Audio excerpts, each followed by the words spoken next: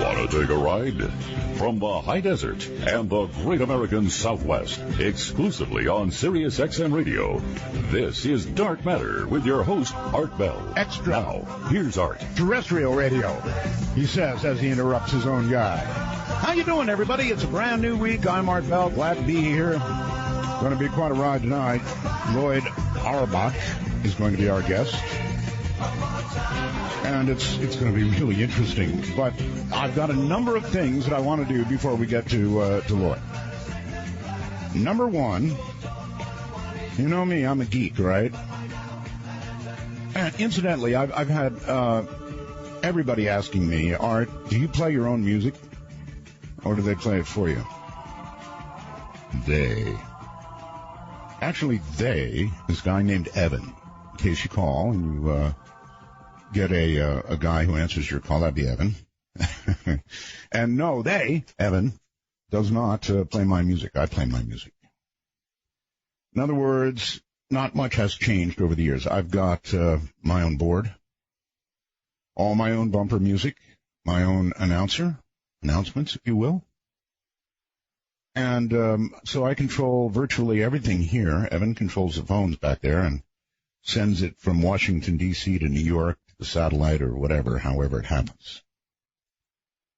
But I am kind of a geek, and so I happened to notice that one of my computers, supplied by them, was hooked up to my board, and it's got a fader attached to it, meaning I can bring my PC up on the air from here.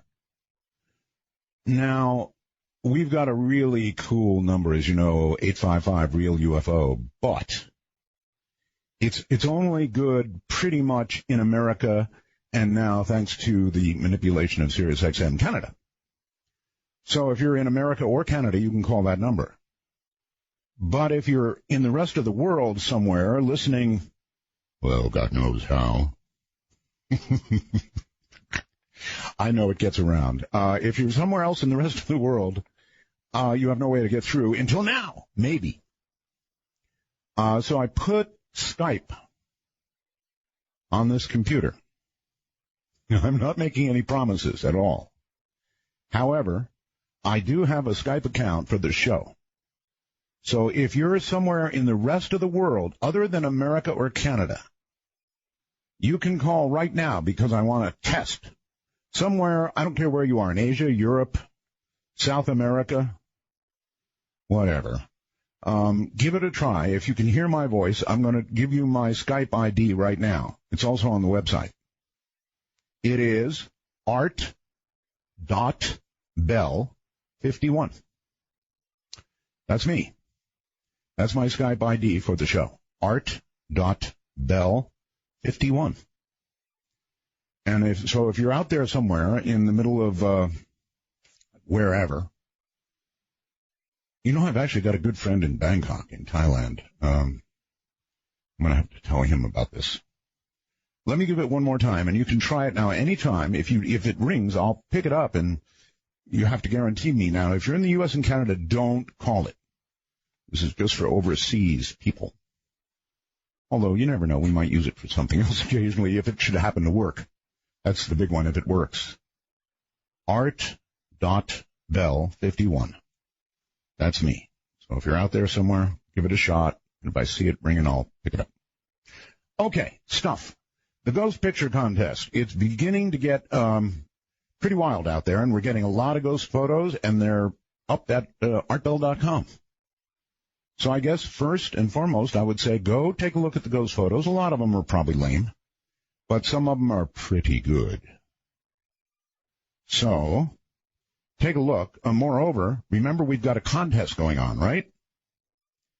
A contest. So if you have a ghost photograph, you could potentially win a Sirius XM radio and a 1-year subscription to Sirius XM. That's a really serious prize. And we're going to let the audience judge which one is the winner. Come on, Skype people. Art, A-R-T, dot, as in period, Bell, B-E-L-L, 51. Art.Bell 51. Ghost stories. We are petitioning all of you for ghost stories. I would like a synopsis of your ghost story and a phone number. And if I get it, come spooky matter, that would be on Halloween, we will call you. Oh, I am getting calls. That's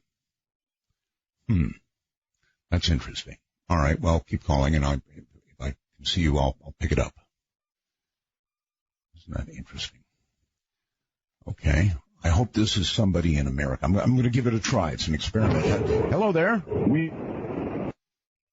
He hung up. Probably not out of the country. Come on, folks. Abide by the rules. This is for people outside the U.S. Now, where was I? Ghost stories. Yeah, that's right. So I need your ghost story in brief and your phone number, and then we'll call you on Spooky Matter Night. Now, SiriusXM is now working really hard on the 1001 error that many of you have been getting. You know, try again later, that kind of thing. Occasionally that does pop up. So, they've gone to work on it, and they're, you know, as many of you log in, I know many of you have followed us over, and you're listening on the web. Gee, look at this. How am I ever going to... Okay, well, it's hard to find. It's an experiment. The whole Skype thing is an experiment. The government at this hour is still closed for repairs. All day long it's been deal or no deal. Are we going to have a deal? Well, so far, no deal. The debt ceiling is the big question. You know, this government closed thing is one thing. The debt ceiling is completely something else. And I'm going to tell you how serious it is for me. I contacted my banker in the Philippines about, you know, transfer. I'm quite serious. If they go to default, I'm out of here because I'm going to be absolutely honest with you. If they really let this go, first of all, they'd be out of their minds insane because then the rich guys would lose their money too, I think. You know, I've been trying to think of this in every way that I can, but it does seem to me that the rich would have as much to lose as, well, maybe not quite as much, but they would lose by percentage of a whole lot of their money. So they'd be out of their minds to do this. I just can't believe they're going to let it happen. But I've got my eyes out, and I think things would go to hell in a handbasket. I'm trying to be... Here's a Skype call. Dare I answer it? Hello there. You're on the air. Hi, this is Andy in Melbourne, Australia. We spoke the other day. Andy, how you doing? I'm doing great, and the number works just fine. Well, it's not exactly a number. It's just me. Yes, that's good. But it works. Anyway, you can hear me okay? I can hear you fine. That's amazing. That's really cool. Now, I've got to figure out a way to get it back into the computer so that you'd be able to hear my guest if I had one of those on, and we're going to sort of work on that idea. But I just wanted to test this. And so how the heck's Australia, Andy? Australia's great. It's great. Summer's around the corner, so that's always nice. What a lovely accent that is. Thank you. You're a tasty Australian, buddy. I am. I listen, thank you for the test. So that means we can probably get calls from anywhere. Plus, it's free. Right? It is. It is certainly free. All right, then, Andrew. Thank you, my friend. Thanks for the test. Now we know we can do it. No problem. Thank you very much. See you later. I control those from here. So that's pretty slick. That really is pretty slick. So, I mean, if you've got Skype on your computer, now I would prefer you use a headphone, and a mic, so it sounds like you have good audio. But now we've got something to play with. I love playing the technical stuff. I really do. So now you've got a way to get in from anywhere in the world. So that word will certainly get around. All right. We've got a good show coming up. Let's for a second talk about how to boost your Wi-Fi signal. Now, a lot of people are having trouble with the stream, and sometimes it's not the fault of SiriusXM and their stream. Sometimes it's your fault because you have a weak Wi-Fi signal. Or, that's sort of one group of people that I'm talking to about this product. The other group is truckers. Oh, brother, if you're a trucker, you've got to have this Super USB Wi-Fi Antenna 3. It's kind of like the third generation of something that's already incredible. This is a Wi-Fi antenna that's, about maybe 11 or 12 inches long, something like that. It's got a suction cup on each end. It's got a 15-foot wire, and then it's got a USB connector. So you order this from C-Crane. If you're a trucker, you suction cup it to your window, plug it USB into your whatever computer, and you will begin getting Wi-Fi signals. I'm just ballparking here, 7 or 8 times further than you would with just a computer sitting on the seat. I mean, big time better. Big time better. So, if you're a trucker, you need this. If you're at home and have a lousy Wi-Fi signal, you need this. It comes with a little software. You can put that in about a minute. Plug the USB in, and maybe you've got a computer that doesn't even have Wi-Fi. This will turn it into a computer that has Wi-Fi. It's just a cool way to go. Oh. Man, there's more people calling up. And this is pretty interesting. It's the C-Crane Company is 1-800-522-8863. 1-800-522-8863. Now, this antenna is just $99.95. 1-800, call right now because operators are standing by. 1-800-522-8863. And hello there, you're on the air. I think. No, I guess you're not. Here's another one. I'll try this one. Hello there, you're on the air. Going once. I can hear you. Are you there? Going twice. And gone. Well, I can always screen these calls too. That's people just calling to mess with me. Well, that's not going to work because I'll just wait to a break and do it. All right, so Loyd Auerbach is director of the Office of Paranormal Investigations. How's that for a title? And has been in the field for over 30 years, focusing on education and field investigation. He is the author of 8 books, rather prolific, I would say, a professor at Atlantic University, so he's a professor, and JFK University, and teaches parapsychology at HCH Institute in California. Wow. President of the Forever Family Foundation. He's also on the board of the Rhine Research Center and the advisory board of the Windbridge Institute. His media appearances on TV, radio, and in print number in the thousands, including ESPN's Sports Center, ABC's The View. He was on The View. Oprah and Larry King Live. He is a professional mentalist, psychic entertainer, a public speaking coach, and a professional chocolatier. Now, that's the one my wife would be interested in. Now I'm getting all these Skype calls. Just before we go to break, I'm going to try one more. You better be out of the country if you're calling me. Hello there, you're on the air. Going once. Hello? Yes, hello. Hello. Where are you calling from? India, my good Art Bell friend. India, huh? Yes, sir. I don't think so. I was wondering what your plans for the future of the show are. What time is it in India right now? Right now? Yes. It is 12 p.m., or should I say a.m.? 12 a.m. That's pretty cool because it's 7:16 here. Oh, wow. It's very early then. It's also very wrong, my friend. Absolutely wrong. It would have to be 12:16.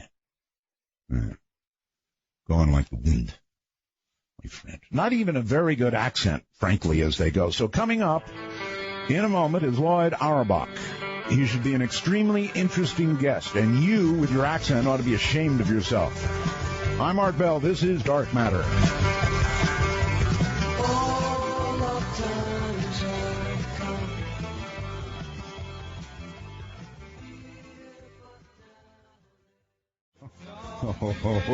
Good stuff. All right, welcome back. Here we go. Loyd Auerbach is my guest, and here he is. Lloyd, welcome to the program, and it's good to meet you. Thanks very much, Art. Good to have you. What part of the country are you in, Lloyd? Outside of San Francisco. San Fran, all right. Well, I believe, have you and I ever spoken? I don't think we've spoken, have we? I think once a long, long, long time ago. Very long time ago. Maybe at the very beginning. The very beginning? Of your radio. Yes, well, that would be a very long time ago. Yeah. You're on the board of directors, the advisory boards of all kinds of organizations in and around the field of parapsychology, and you're a professor on top of everything else, right? That's right. And you actually teach this. I teach parapsychology. I currently teach one online course for Atlantic University and for graduate and continuing ed, and then I teach non-academic parapsychology courses locally here in the Bay Area and also for distance learning. My God, I've got a lot of questions for you. Okay. I have a lot of answers. I almost don't know where to start. Let me ask you this. Are you familiar with the consciousness experiment going on at Princeton, the eggs, all that? Oh, sure. That? Yeah, Roger Nelson and that group. Yeah, absolutely. That's right. Can you explain to people what that's all about? Sure. For a long time, parapsychologists have done psychokinesis research, mind over matter research, with something called a random event generator or random number generator. And in simplest terms, and there are different forms of these things, it's a device that basically coin flips, ones and zeros. And it does it very, very quickly, thousands of times per second.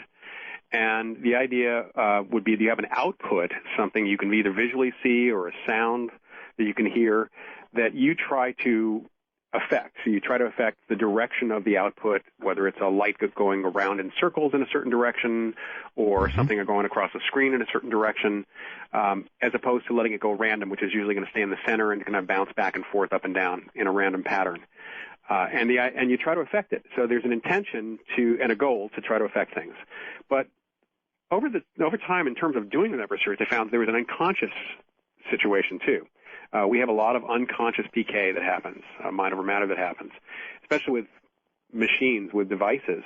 And so the eggs, which stands for electrogaiagram, are random event generators that are set up around the world, and they respond to people's unconscious output, you might say, instead of anything intentional.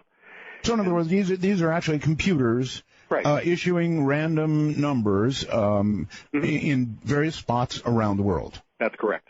That's correct. Okay. Data comes from 50 or more of them now these days. I'm not sure what he's up to now. Okay, so there's something in parapsychology which has been picked up by other fields finally called the experimenter effect, which says that the experimenters do have an impact on the outcome of an experiment, regardless of whether it's a psychology experiment. This is not necessarily a psychic thing, by the way, but psychology, chemistry, no matter what. But in parapsychology, when you're testing people to affect these devices, who are consciously trying to affect it, the experimenter, of course, also wants the subject to do really well. So we don't really know sometimes whether it's the experimenter affecting the device or the subject affecting the device. Right. So there is an unconscious thing. There's an unconscious intent. And what the thought is they put these around the world, and then they started looking at world events, because we do know that these things also respond, it seems, to highly charged emotional events.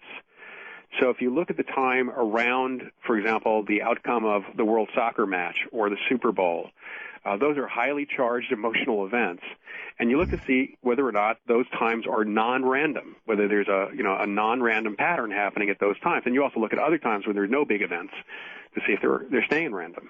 And this has been going on for a long time now. In fact, well before 9/11. Oh, right? Absolutely, yeah. There was a big spike actually that started about 24 hours before Princess Diana's death. In fact. So yeah. So we're trying to figure out whether human consciousness has an effect on these generators. I, of course, have interviewed people involved in this project, and it has fascinated me. What is your view, Professor? Do you think that in fact there's something to this? Have we done enough to say, hey, there's something to it? I think, especially building on all the research that's been done before, there is definitely something to it. There's been enough PK research, and there are a few people in my field who look at the results of the random event generators a little differently. So they wouldn't necessarily agree, but a lot of us do believe that the outcomes of these being non-random in connection to or correlated to these events have occurred again and again and again, and in a predictive fashion. So there is data that shows something is going on here. It's so exciting and so interesting that I can barely keep it contained within me when I got into this when I was doing the other show long ago, and then I started to run some experiments. Lloyd, I don't know if you kept up with that or not, but I had people concentrate, millions of people, on attempting to bring rain to areas where there had not been rain in a long time, where they had drought and that sort of thing. And oh my God, it worked. It started raining within 30 minutes. Now, I did, about 8 or 10 of these experiments, and I stopped. And the reason I stopped is because it actually started to scare me a little bit, in the sense that I don't know what the hell I'm doing. I'm just up here playing around on a radio program, maybe with something that I shouldn't be playing with. Yeah, maybe if we got everybody in the country so fed up with Congress could focus on that. Oh, don't tempt me. I haven't been doing recent experiments, but, that one's really tempting. And besides, I'd go too far. I'd harm them or something. Well, I think there certainly is a folklore of affecting the weather, and there have been people who have ostensibly been able to do that. And the idea of going too far, I think it really just depends. Getting a million people or millions of people together to do anything is an amazing achievement anyway, whether it's physically or just simply thinking about doing something. True. That's kind of an amazing thing. And most people with ESP experiments tend to get a little bored after a while on PK experiments. So I think you'd probably end up with the same thing unless you kept on upping the ante in some way. Plus, we don't even really know, or do we, Professor, whether one person concentrating on something really hard has an equal effect along, with say, a million. Right? Yeah. That's a really interesting point, because first of all, let's say that you just got everybody to think about creating rain. If there are groups of people in there who know something about the weather, they may actually be trying to do very specific things that could be at odds with what the unconscious of many of the others are doing. So you could have a tug of war where only one person actually is necessary to cause the rain at that point. Right. Do you think that there's any possible danger in messing around with something like that? I mean, I actually told people, in your mind, picture the clouds over Texas, or I forget where it was, up in Washington or Canada, Western Canada. Picture clouds forming, moisture and clouds forming, and then eventually rain. And we did this for several minutes at a time during a break, and we had several instances, honest to goodness, Professor, of a day going by and it was raining in these areas that I hadn't seen rain in months and months and months. That kind of deal. It worked to the point it kind of freaked me out. Well, the danger would be, there's two types of danger here. One is not putting an end date on the rain. Yes, I know. So you have to be really careful. It's kind of be careful what you wish for. So you really have to be pretty specific in your intention, too, for that. And the other danger is that a lot of people may start feeling like, oh, I did this, and they may take a little bit too much of a power struggle within themselves. They may be a little delusional about what they think they did. And we have people, one of the things that we get asked all the time in the field is how come we don't test people to see if they're psychic and, to certify them as psychic. And we do the Windbridge Institute has certified research mediums through a lengthy process. The Forever Family Foundation has a process too, but generally the field does not do open testing of people that walk into a laboratory and see if they have ESP, because I can tell you from personal experience, it only takes one person to come in and take part in an experiment, be told that they did really well, and the next thing they do is they hang up a shingle as a psychic. Yeah. Well, let me tell you what finally stopped me was the following. There was a hurricane down in the Atlantic churning around. I suppose headed toward the U.S. pretty much, and people started emailing me, oh, come on, Art, let's turn it around. And I thought that was actually when I stopped, because what I thought was, what if we turn it around and instead of being a Category 1 when it hits, it turns around, goes out to sea again, builds up into a Category 5, and then hits land. And that's when I said, you know what, this might be dangerous, I quit. This is where you have to be pretty specific, and I can only say you need to read a lot of comic books, because at that point, you'd want to start spinning the hurricane in the other direction like the Flash would in order to dissipate the power of the wind. And that would, instead of turning it around, you'd want to get rid of it. Are you a tenured professor? No, I'm not. I'm technically at JFK. I'm an adjunct professor, which doesn't have any tenured professors. Okay. And Atlantic is a small university. I'm just a faculty member there. Okay. How are your classes? I mean, parapsychology is certainly a really interesting class. How well attended are your classes? It goes up and down. Part of the university process, Atlantic University is a small university. Actually, it's a university that was originally started back in one form. It changed over the years by Edgar Casey. So it's connected to the Association for Research and Enlightenment. And they do transpersonal psychology for the most part, and they have a parapsychology course, which I'm teaching there. So it's popular for the students who take it, but it's not a very large university to begin with, so the student population's not that large, and it's an elective. So when you have an elective, you hope that a lot of people will take it. Sometimes they do, sometimes they don't. When I'm teaching my non-academic courses, they kind of go in cycles. Right now, I just had a class with 15 people, which is a fairly large class for me, and I expect that my next couple of classes will be fairly large as well. But when people are taking these courses, there's no graduate degree in parapsychology these days anywhere in the United States. So it's kind of hard to get, people to buy in to anything more than being interested. And but if you want to fund credit. Oh, sure. Right?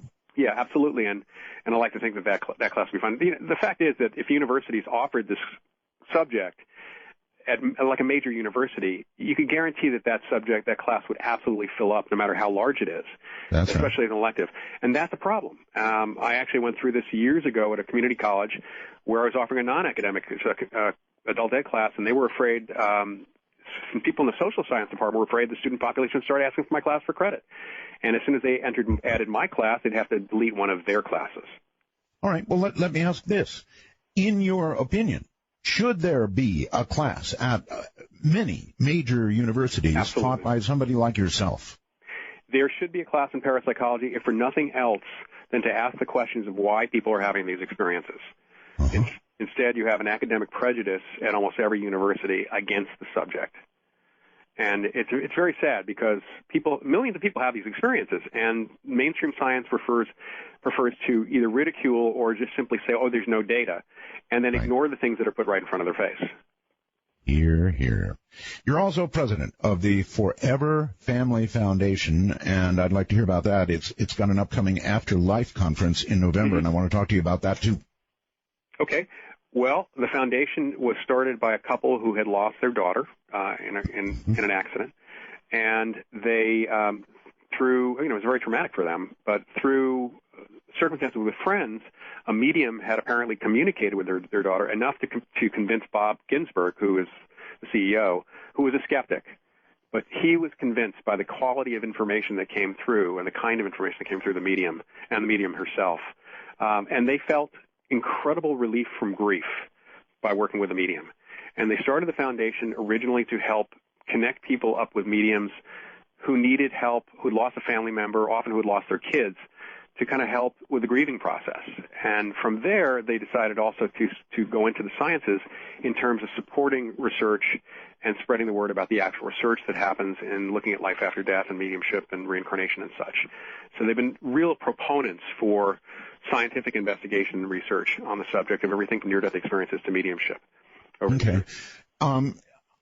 I can imagine that somebody would be extremely relieved to hear from a loved one on the other side. Here's my problem.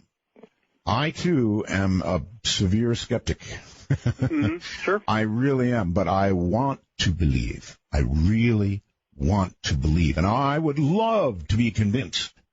Now, obviously, these folks became convinced. How strong was the evidence without, and you don't have to be specific if you don't want to be, but I am curious, what convinced them? Well, I think it's the same thing that convinced me when I met a couple of mediums that they were genuine. And I've frankly, I've dealt with a lot of phonies over the years. I went into magic and mentalism as a part of my graduate studies specifically because I wanted to know the other side of the perceptual thing. I want to know how people misunderstand stuff, but I want to know be able to find the phonies too. So what's convincing is not just names, dates, and places. And that does come through, by the way. Unlike sometimes what you see on TV, some of these mediums are extremely specific. And it's not just names, dates, and places. It's statements that you've heard that person say. And it's statements that you've heard that person say to you, not in front of other people, and often, right, in a certain way. So there's like an emotional delivery. There's a delivery component here, too. It sounds like that person. If the person is gesturing like the person who you lost. So there's a lot of elements here that are beyond just the facts, and the facts might be findable, but the other stuff is not findable.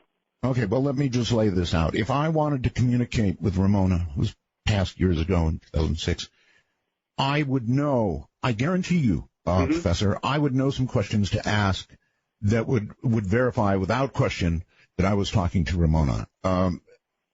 Those kinds of questions were answered in that case? In the case of Ginsburg, I'm not sure if they actually asked those kinds of questions. I think they got, most people don't ask those kinds of specific questions. Oh, I sure would. How else do you get verification? Something that nobody else would. Verification comes without actually asking questions. You don't even have to ask the questions. That's the thing is that you probably would find that your questions would be answered before you got a chance to ask them. That would be just as good. Yeah, and that's typically what happened with the Ginsburg. That's what happened. That's what happens when I've talked to a few of the mediums that I've worked with over the years too. And I've worked with people who are very suspicious. I'm very suspicious of, and some of them have turned out to be really good, and some of them have turned out to be self-deluded. They thought they were. So yes. That happens too. And the research process that is used by Winbridge, for example, and it's kind of an outgrowth of the work of Gary Schwartz. It's now Dr. Julie Beischel who does it. It removes even the feedback element. There's no feedback that the medium gets from the sitter whatsoever. In fact, the medium only gets the first name of the person they're supposed to contact. And the sitter is supposed, who doesn't even hear what the response is at that point, is supposed to mentally try to tell their Uncle Harry, please go talk to the medium, because we're doing this right now. So there's a kind of a separation, and it's more than a double-blind experiment. It's something like a quintuple-blind experiment at this point. I mean, we're talking about two things here. One, being able to connect to a loved one on the other side, right, and two, verifying there is another side. Well, and there is an element that one aspect that is very difficult for us to parse out, and that is that if it's something, for example, if something you knew, if you asked about Ramona and asked the question to the medium, and the medium gave you the answers, and you were immediately, well, that's correct. The fact that you knew the answers and you're sitting right there is a problem, because what if the medium is actually just picking it up from you? The medium might be fairly sincere and may actually believe. Well, if that's the case, then you're proving that minds can be read. Of course, that's correct. It's a little bit of a conundrum for us because is it ESP with the living, or is it ESP with the dead?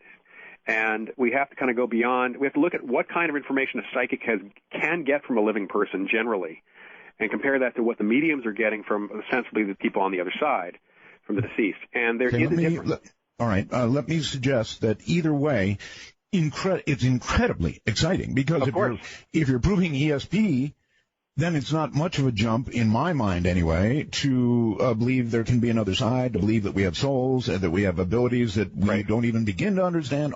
The whole schmear. It's exciting either way. That is correct. And what's unfortunate is we can't get mainstream science to even look at the data or acknowledge that there are research studies at all.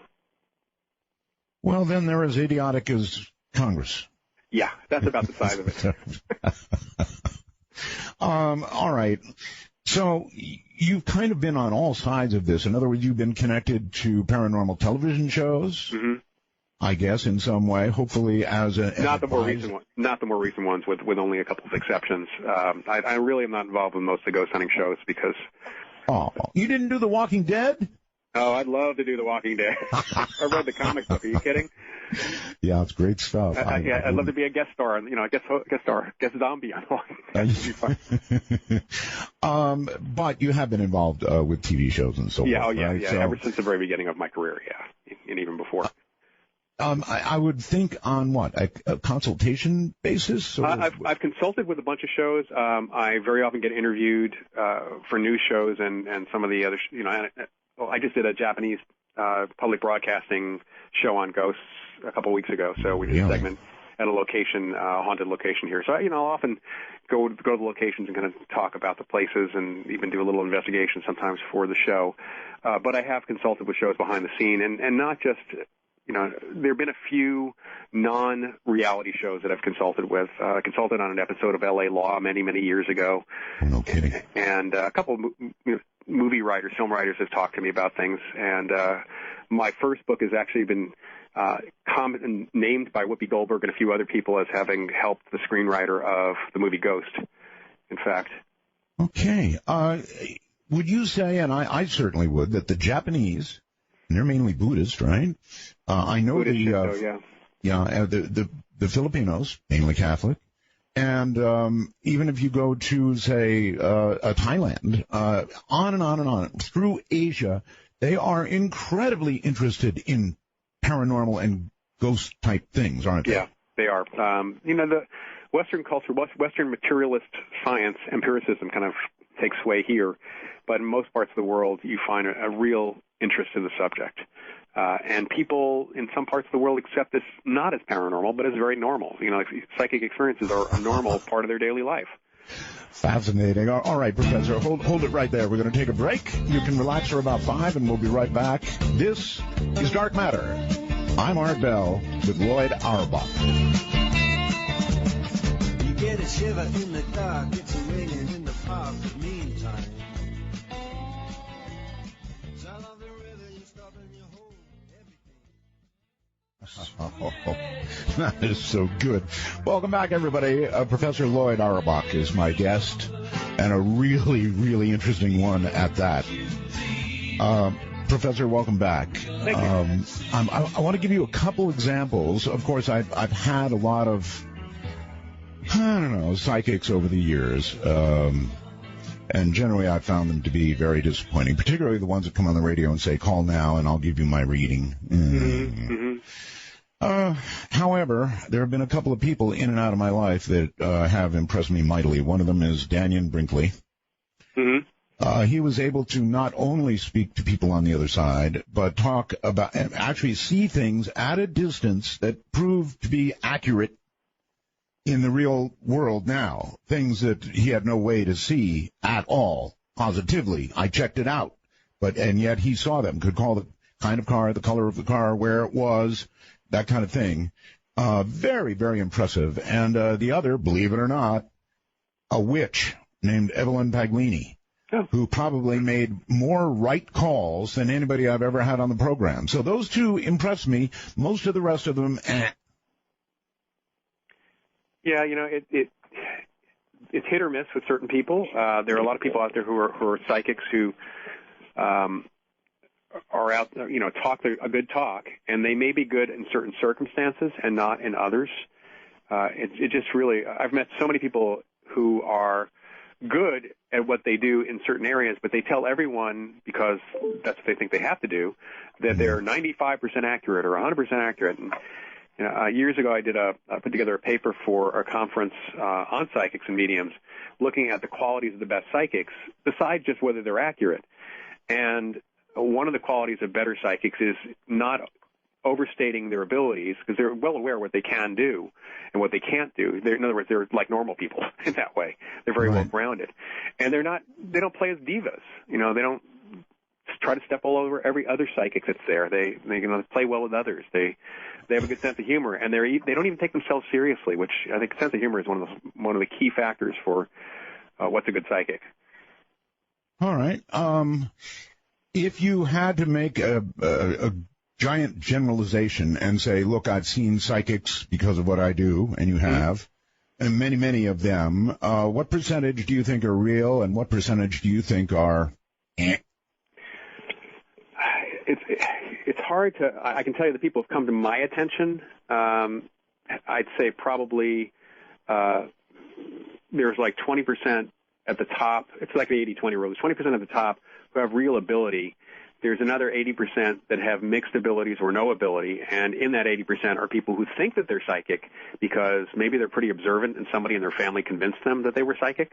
Right. There's a lot of people who are sincere but are that way. And then I've met people who are absolute phonies. So I can't even put numbers to the ones that are out there. I usually just tell people to be real careful when they're seeing a psychic to make sure that they know what they're getting, and part of that is to listen to what's happening and decide if it's useful, because if it's a really good psychic and they don't give you any useful information, they could say all sorts of things to convince you that they're genuinely psychic, and you pay your money, but that didn't do anything for you with entertainment. I would imagine in your position, by the time most psychics get to you, they've been sort of vetted in some way or another. Yes? Well, or they like to think that they're vetted, a lot of them. I see. When they get to you, they're very vetted. How about that? Some of them are, yeah. Certainly, I've met a number of the mediums through the Forever Family Foundation who have gone through a certification process, kind of a study process that they have there. And I met a few of the ones who have gone through Windbridge Institute's very intensive research medium certification. And they have them up on both websites. Has a list of those folks. In fact, one of my friends, somebody who came to me as a student, and then at the end of the class, after seeing that I was okay, she decided to tell me that she was psychic, and I started working with her to see how she was, and she was very good. And I recommended that she go through the certification program. She did a great job. I mean, she passed. She's one of their 20 research mediums. So, okay, can I please ask, if somebody like that comes to you and they want to be vetted, they want the certification process, whatever it is, how's it done? Well, whatever you can tell me, I'm sure some of it you probably don't want to talk about, but whatever. The Forever Family Foundation does basically Skype readings. Part of it is it's not perfect. It's not as good as the very extensive and unfortunately expensive process that Windbridge does, but the mediums will come to Forever Family. They'll fill out an application. There's a bit of a background check that's there as well. And then they have to do readings for, I think it's 5 people right now, and they do them by Skype. And then those readings are scored by both the sitters and judges to see how well they did. And one of the things that's being judged is whether they're making generalizations, whether they're, or you look at each of the statements, not just the overall reading, but you do consider the overall reading as well. Coming at this also with a background in psychic entertainment, it's not hard for people to convince other people that they're psychic. It's not hard to do a reading and convince somebody that you know all about them, especially if you talk about the sitter's personality. Right. Here's a question for you. The ability that some talented entertainment psychics have to figure out what they should be saying, what is that process? As they're talking with you, they'll ask little questions and probe a little bit, and if they get one answer, it means they go in one direction, they get another, they go in another direction, right? Well, what is that? That's generally called cold reading. Cold reading. Cold reading, yeah. And if you look up cold reading on the Internet, you'll find stuff. Actually, you'll find 2 kinds of cold reading. One will be relating to psychic stuff, and the other will be actors cold reading their scripts when they go in for auditions. But, okay. Cold reading is a technique. You basically just reading a person's cold. And, salespeople do that. A lot of people, reporters do that. It's a process of observation. And technically, Sherlock Holmes would have made a hell of a psychic if he actually could do what Arthur Conan Doyle said he could do. So it's not just the fishing piece of things. It's also a lot of observation. It's looking at how people react to statements. And frankly, the best psychics do that unconsciously without even thinking about it. Everybody does that to some extent. So if you are a psychic and you are about to say something, the person is, the thing that you just said either made the person upset or was perhaps down the wrong track, you're not going to ignore that. Okay, Professor, you're talking about intuition, really. If a very intuitive person is at work with you, they're going to be able to, if you're pretty psychic, but there's a line between intuition and holy crap, it's real. And that's named dates and places. That's the fact stuff that they have to do research on you to find, and you have to make sure that they didn't do that or know that they didn't do it. Right now, given how much stuff people put on Facebook, if you're giving your name and credit card number to the psychic before you go see them, you're taking a shot that it's 50-50. Are they going to look you up or are they not going to look you up? So it's really hard to know for that. Yeah, they're going to look you up. So it must be more and more then difficult for somebody like yourself in this social media world to call out the chaff? It can be. I certainly don't work it off of readings for me, reading me, but I will take them to locations where I know certain things about the location. I'll take them to haunted locations if that's what they want to do. Usually the psychics come to me these days want to try being an investigative medium or go out and investigate a psychic. They want to go to a haunted location and see if they can do anything there. So I'll take them to places where I know things that they don't know and they couldn't find out, at least not very easily, and see how they do, and see how they do just in general with the situation, with the investigation. Well, let me ask you a little about haunted locations. Is there any question in your mind when we start discussing this, and I say, Professor, there really are haunted locations where whatever it is, something non-human is present? Well, if by non-human you mean a deceased person, that is yes. Yes. I do indeed mean that, yes. And we make a distinction in parapsychology between in locations that have seemingly recorded past events, which living people are capable of replaying in their heads, and the actual discarnate or deceased person who's sticking around and either trying to communicate or just simply hanging out. So when we're talking about apparitions or cases with an apparition, that would be an interactive person who has died, usually a deceased person, versus the place memory. The location itself has memory. So, for example, the Gettysburg battlefield, people have reported, and I've talked to people, back in the 80s, I talked to a lot of people who were extras on Ted Turner's Gettysburg miniseries shoot.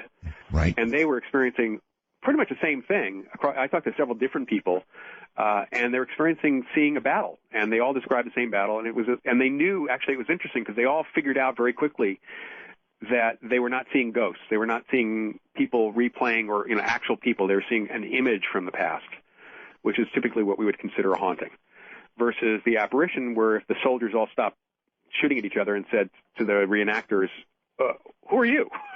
that would be something different. Okay, so you're going to make me jump from thing to thing. Now let's talk about locations. So interesting because some people believe that hauntings, as it were, are not a really contemporary thing on the other side, that hauntings are some sort of vibrational memory attached to a place. Right. Where can you go with that? Well, I mean, whether it's vibrational or that's where we think the electromagnetic field comes in, the geomagnetic field of the Earth. That seems to be the case because we also have hauntings of living people. Recordings of living people. I've had many cases where what's reported as the phenomena turns out to be images or sounds or even voices of people who are still alive. Because it's living people who make those impressions, not deceased people. And those impressions linger in a place?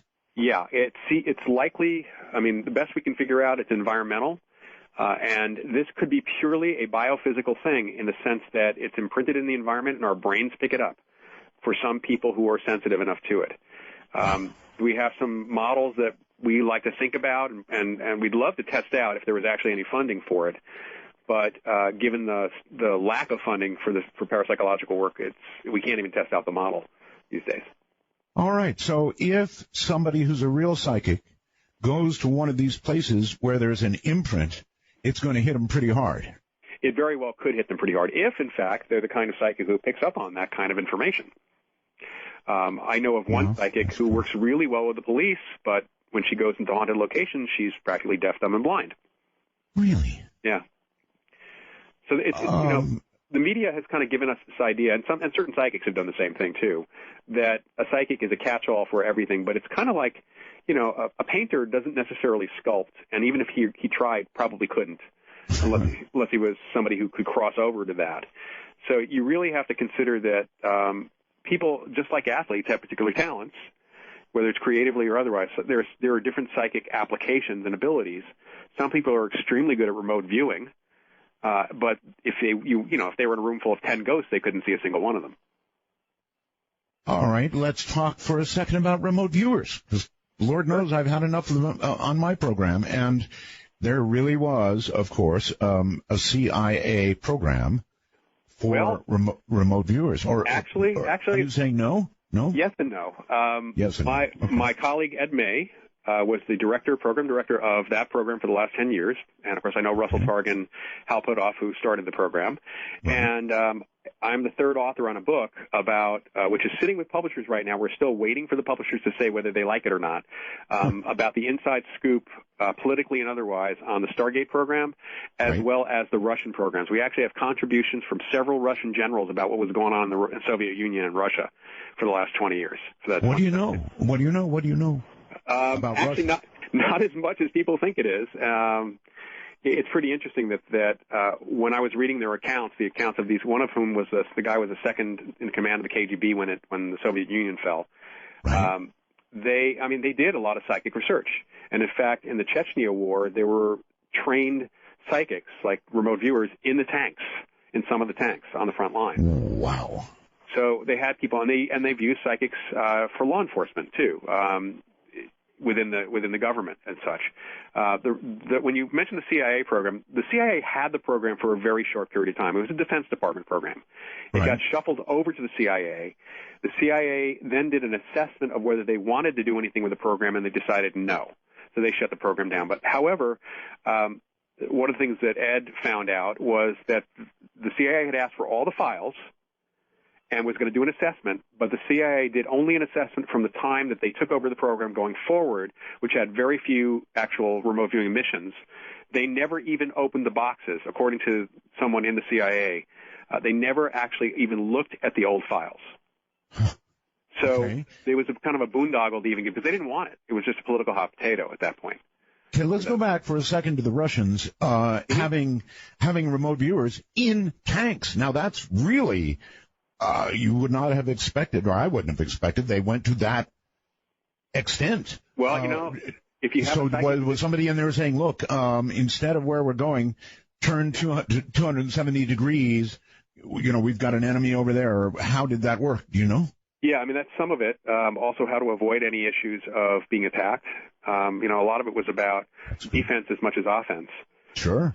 And that's a real application. That's a real application of like a on-point application. They felt that putting them in the tanks, I guess it was motivational, you might say. Instead of having them back at some other location to view what was going on, this way they could actually be there a little closer to the action. And so they were all got trained in the Army too. So it wasn't a situation where they just took psychics and stuck them in tanks. They had to be trained as Army personnel too. God, that's fascinating. Do you know for what period of time that went on? That was during the Chechnya War. I'm not sure. All the way through? Yeah, as far as I know, it was all the way through. I'd have to look up the material from that particular general, just how far through it was. Oh, that's a real wow. I have never heard this anywhere before. I have to tell you that, when I read the book, the manuscript, I ended up being kind of the rewriter just to make it all cohesive. And I was blown away by some of the stuff that came from the Russians, in the sense that another interesting thing, we've all heard about psychotronic generators, and the Russians were working on those in the 70s, and these were generators. No, not everybody's heard about them. What are they? Well, there was a book called Psychic Discoveries Behind the Iron Curtain. It came out back in the 70s. Very, very famous book. Right. And a lot of stuff came out of Russia that indicated the Russians were working on psychic weaponry. And this was like the story that was going around. And it was in the press. It was in the media all over the place, in fact. And it was in books. And people were talking about the Russians, the psychic arms race, and the Russians were way ahead of us. And one of the things that they were supposedly working on were psychotronic weapons. Psychotronic meaning electronic, psychological, or mind, basically psychic weaponry. And the idea to create a psychotronic generator, a generator that could generate energy from your mind. Okay? And there was research that was done, according to the Russian generals who submitted this stuff. And there was a scientist involved in the project too. But the interesting thing that came up as I'm reading this, the scientist who's involved said, yes, we tested a lot of this stuff out, and none of it worked. So people were still being encouraged by the government to try to invent psychotronic generators. And they would drop by the lab, and they'd come to the reception desk and say, I have a psychotronic generator. It works. You should test it and make use of it. Being a good, good Soviet citizen. And they take the box and they say, thank you very much. And as soon as the person left, they toss it into a storeroom because none of them work. If you don't mind, let's define this. When you say psychotronic generator, is that right? Yeah. The idea is to create an energy source that the mind would fuel. All right. So basically, are we talking about an amplifier? Not necessarily an amplifier for psychic ability, but a power source that could be adapted to weaponry or other things that the mind, somebody's psychic ability would fuel. All right. Define psychic weaponry. I'm trying to understand. I mean, I understand a guy sitting in a tank saying, go that way. But psychic weaponry. You mentioned the word amplifier. Amplifier is one of the things that they're trying to do. That's right. The other is that they were trying to make weapons of psychics. So the idea is that, and there have been experiments where people have tried to stop the heart of a frog, or we've seen science fiction movies where people have tried to kill someone psychically, right? Stop their heart or do things. So that's what we were hearing was coming out of Russia. Okay. And, was there any record at all of success? In other words, did anybody kill? Nobody killed a frog. Well, these guys didn't talk about that. I did hear from another researcher that supposedly they did stop the heart of a frog, but it was only once. And it's like, we hear that we have this the men who stare at goats thing that came out. Right. I know the martial artist who taught those guys. I worked with him years and years ago. Right. And it wasn't the men who stare at goats. You might turn it around and say it was the men who touched the goats. Because he taught them, he was supposed to be teaching them something called the dim mak, which is a delayed death touch. It's a legendary thing in Kung Fu. And it's basically death touch. So you basically slap or touch someone, and short time after, there's a disruption of the organ closest to where you touch them, and they die. Wow. Now, does that really happen? Well, according to Guy Savelli, who is the person, and other martial artists, it's real. I mean, there are people who said that it's real, and Guy had years ago sent me photographs of what happened. He had to show these army guys that he could do this, and so he sent me pictures of a gut, unfortunately, of an opened up goat that had messed up internal structure because he apparently did that. I've also seen video footage of some Army guys he taught, Special Forces guys he taught, who basically slap a watermelon, they crack it open, and it's completely mush inside, which is the same concept, yeah. So if you were to get a slap in the head, you'd be mush. Theoretically, yeah. Now, if I ask you if there's anything to any of that, your response would be what? Generally, people have a psychic shield up that they're not even aware of. So most people would not be susceptible to that. Okay. You wouldn't expect a frog to have such a shield. Probably not. Yeah, not so much a frog or a goat. Yeah. Oh, Lord, this is really, really, really fascinating. All right, Professor, stay right where you are. Another break this hour. This really is fascinating. A psychic slap. Dark matter. In the nighttime, from the high desert. I'm Art Bell.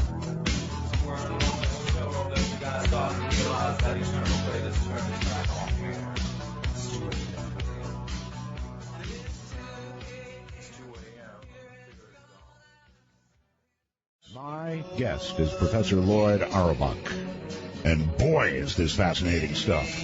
Psychic weaponry. None of this was on the list to talk about, so I apologize for leading you off into other areas, but it's just too interesting not to do. Psychic weaponry. So it leads to another question. Let's assume we have somebody who's somewhat talented in causing a frog heart to stop, or something lesser even, but is, definitely the real McCoy. Professor, is it possible to more deeply train in a discipline like heart stopping with frogs or something like that? In other words, can you train and become more and more and more effective, kind of like Carrie did? It doesn't seem to be that way, no. The PK thing, it's psychokinesis, it's mind over matter. There's a lot of stumbling blocks for people to get past. And they're all so deeply ingrained in us that the carry thing is what we would call a poltergeist case. It's an unconscious reaction that, because the unconscious doesn't have the same kind of filters that, and biases and blocks that the conscious mind actually does. So PK doesn't seem to work that way. And on top of that, it doesn't really seem to work very well when you try to attack someone unless they, here's the thing, psychic healing works. People can do psychic healing. But there's one thing that makes psychic healing not work, and that is if the patient doesn't want to get better. So it doesn't matter how good the healer is. If that person doesn't want to get better, they're not going to get better. All right, you led me into yet another area, psychic healing. That's the flip side of the weaponry, of attacking. It is. But let me ask about this. There have been all these studies, Professor, about, and blind studies at that, I believe, or double-blind even, where people didn't know that large groups were praying for them to get better. Now, prayer is, I don't know how you, differentiate. It's a form of intention. There you are. Yeah. They're directed intention, yes. And these studies seem to prove that these people get better versus the ones that are not prayed for. How sure, how righteous are those experiments? The experiments are very well done. I mean, Larry Dossey and other folks who have done them are well done experiments. The question then is, you have to have subjects who are willing or wanting to get better under any circumstance. Sure. And it's an issue where, it couldn't hurt. It's one of those things, it's like chicken soup. It couldn't hurt. But it's got to get past. It couldn't hurt. It's got to get past. Oh, sure. Yes, it really is proven to work. Do you believe that? I do. There are studies also of mice and, using animals in situations where they've actually cut a piece of skin off the mouse, very small piece, and then watched how long it takes for the mouse to heal. Right. And then you have a healer do it, versus a control subject where the mouse has not had a healer on him. And there is a speeding up process with the healer. So there's something going on with that going on. And it's also been done with plants and other things. So there's definitely a positive effect that someone can actually have especially when there's an injury or some sort of illness where the organism goal is to feel good, is to feel better. So people who talk to their plants aren't crazy. Well, whether the plants can understand you is a whole different question, I think. No. But the intention I is love good, you, plant. Yeah. Be healthy, get green, whatever. Intention. Yeah, it's intention. That's right. That's absolutely right. And you think it works? There seems to be an effect. All right. They probably didn't need to talk to the plant. They could just probably think about it. I'm going to take you back to an easier one, and we'll come back to this. You recently wrote a sort of indictment of paranormal reality TV on your website, calling it On Reality TV, listing a bunch of points of disagreement and problems. Go ahead. Let them have it. Okay, I've been around television a really long time. In fact, my family's in television. My father was a producer for NBC, and after that went on his own, and he produced, among other things, the Tournament of Roses Parade and the Rose Bowl for international broadcasts. My uncle Larry was a soap opera director and active with the Directors Guild. One of my brothers works for the Today Show as a stage manager. I've been around television since I was before I was born, basically. I kind of grew up at NBC at 30 Rock. So, I know behind the scenes, and I know how this all works, and I've been involved in enough TV programs myself, and even approached by production people who have pitched shows to me that I've usually said no to. I've said yes to a bunch that never got on the air because, unfortunately, they weren't playing the game. And the game is that, they're about ratings, and that's okay. I mean, these shows are ostensibly supposed to be entertainment, but they have taken a life of their own in terms of the fans believing or buying into them being the way things are and should be. And that they've created both an ever-increasing interest in the paranormal, which is the positive side. Oh, yes. But they have also taken away from people in my field a lot of, not credibility, but, the attention and interest. You can't get most of the ghost hunters interested in parapsychology. They're not interested in that. They only are going to follow what they see on TV. And that in itself is crazy. It's like watching Cops and suddenly deciding you're going to be a cop, a vigilante running around. Well, actually, the truth is, a lot of times when I watch Cops, I think, man, that would have been a good career. Yeah. Well, if you go through the police academy, that's cool. Yeah. Or even get a private investigator's license, that's okay. But you're not going to run around knocking down people's doors and doing other things. That's right. And the truth is, we're all about ratings. I'm about ratings. Of course. I want people listening And that there's no reason, I have no problem with that whatsoever. What I have a problem with is the way that the production people are handling both the talent or the people on the shows and anyone who is a client on the shows or is an expert coming into the shows. And in that, most people are unaware, or they seem to think that, for example, the guys in Ghost Hunters, Jason and Grant, and maybe today they have a lot more input on the show, but certainly the first few years they had no input on the show whatsoever. And they, it's not like they sit in the edit booth and have anything to say about what goes on. And they're signed to a non-disclosure agreement, as are almost everyone on these shows, where they could never say, that show, they changed the order of the way things happened. That show, that was faked. That show, those things never happened. They can't say that because they'll get in serious legal trouble if they do. Oh.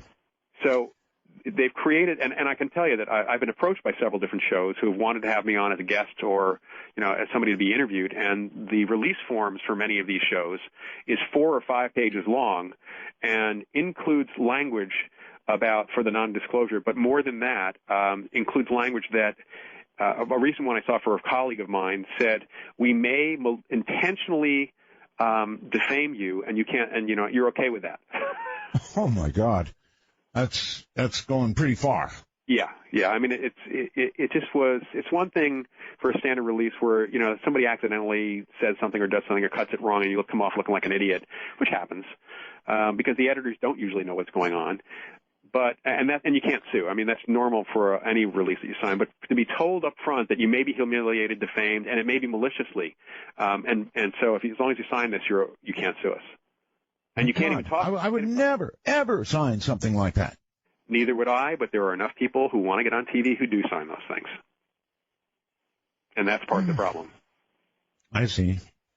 Have you ever had the opportunity to shepherd a TV show about the paranormal and really tell them the right way to do it? I have, until it gets to the network. I've worked with multiple production companies. I'm working with one production company right now. We've got a great show concept, and we're kind of hoping to take it.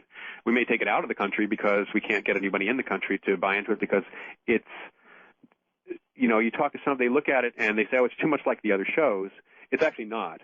They always claim that they want something new, and then when it comes right down to it, and they're choosing between your show and someone else's show, and your show is different, and the other show is just like the ones that are on. They choose the one that's like one that's on because they know that it gets ratings typically, at least for a short time. Why do you think there is this ever-present and really growing interest in the paranormal? Well, I think we can look to religion in some respects. Oh, yes. All the surveys of religion, of traditional religions, they're losing hold on people. It's the same reason that spirituality and spiritual practices have kind of grown over the last 30 years. People are looking outside rigidity and the traditional modes of connecting with each other and connecting with the universe. So I think that this is just one other way in general. And that's for a lot of people who watch the shows. And of course, there's that hardcore segment that are thrill seekers and they just want to follow along and, be there with these guys and have their own TV show. The number of people going to church in America has dropped drastically. Yeah, I know. And there was a recent survey of American Jews, of which I am one, that shows how few of us are actually even identifying ourselves that way anymore, other than culturally, which is true. Huh. And so you think they're moving from traditional religion to examination of the paranormal generally?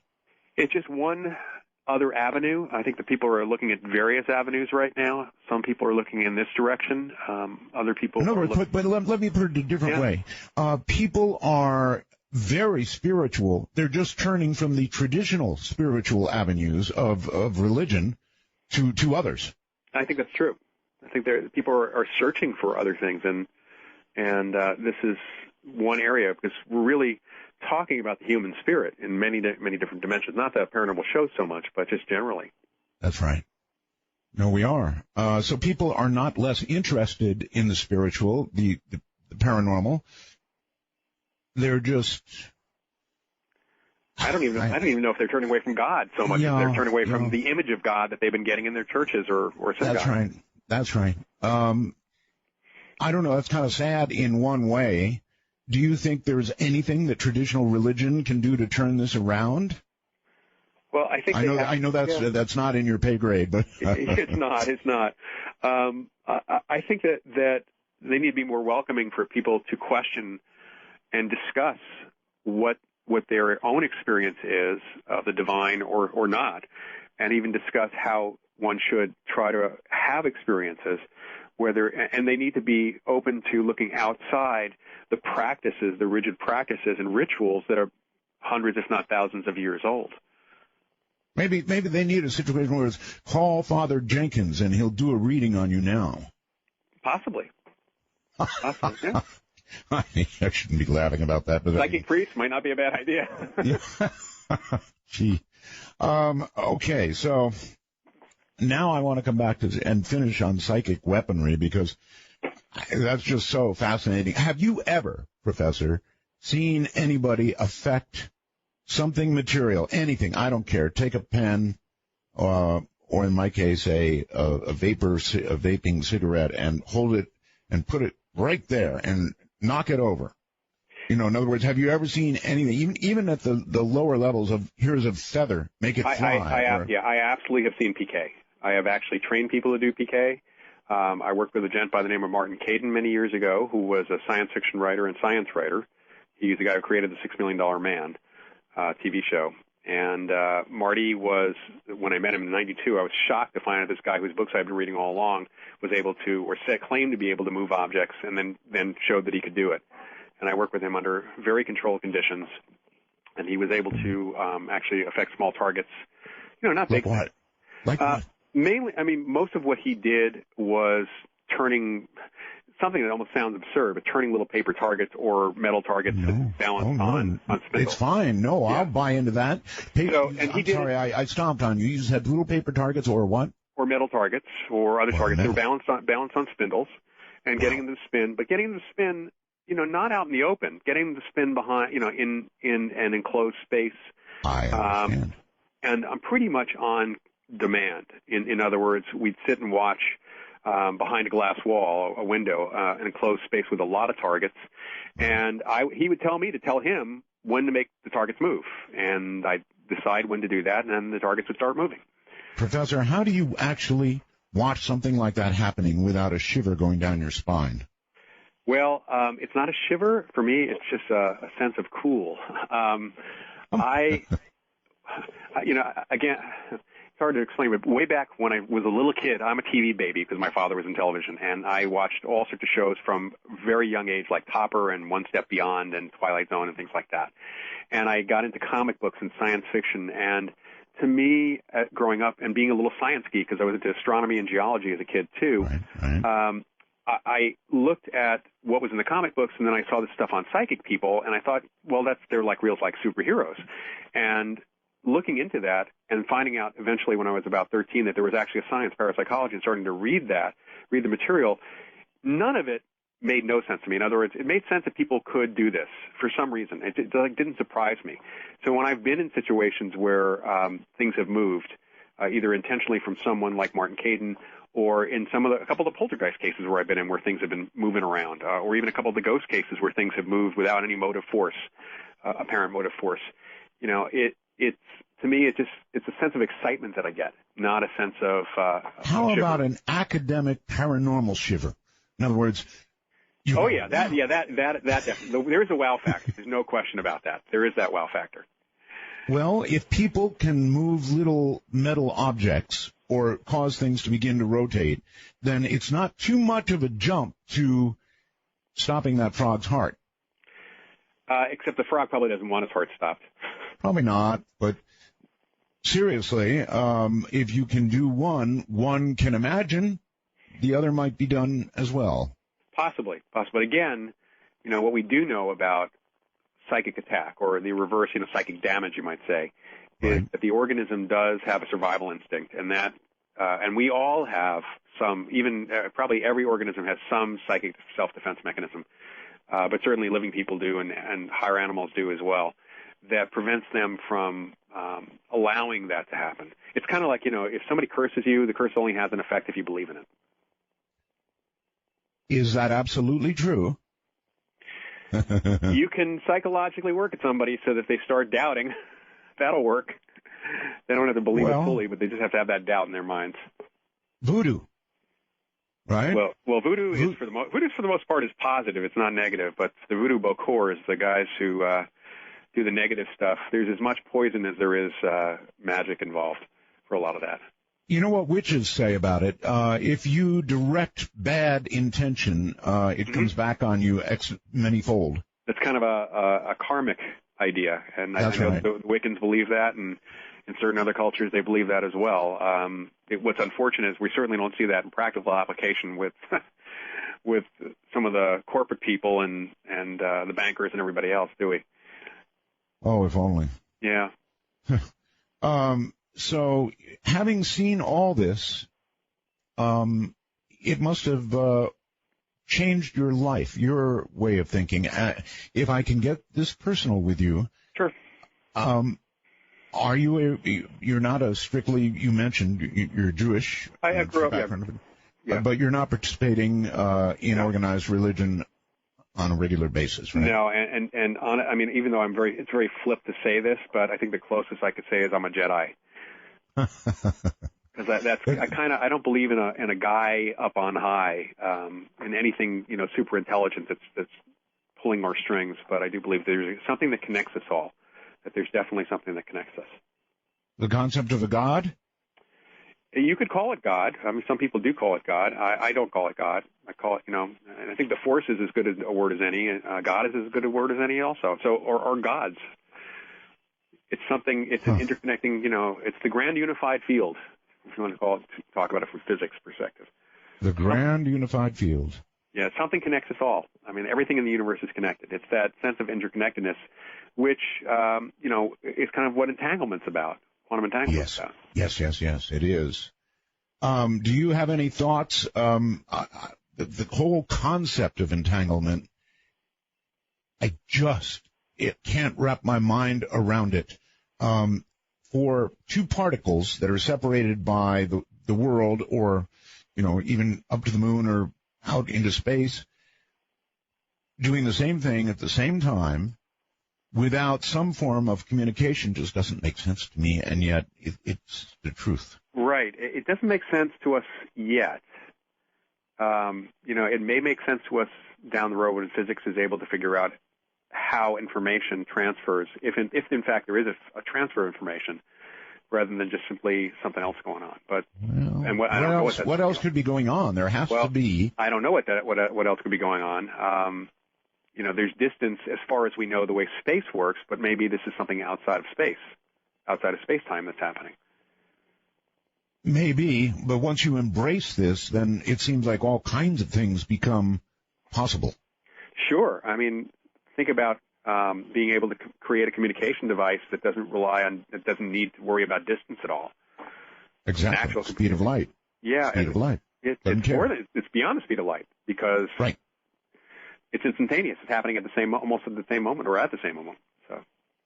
So Einstein could only work up spooky something at a distance. Spooky action at a distance. Action at a distance, yes. Yeah, he wasn't very happy about it, apparently.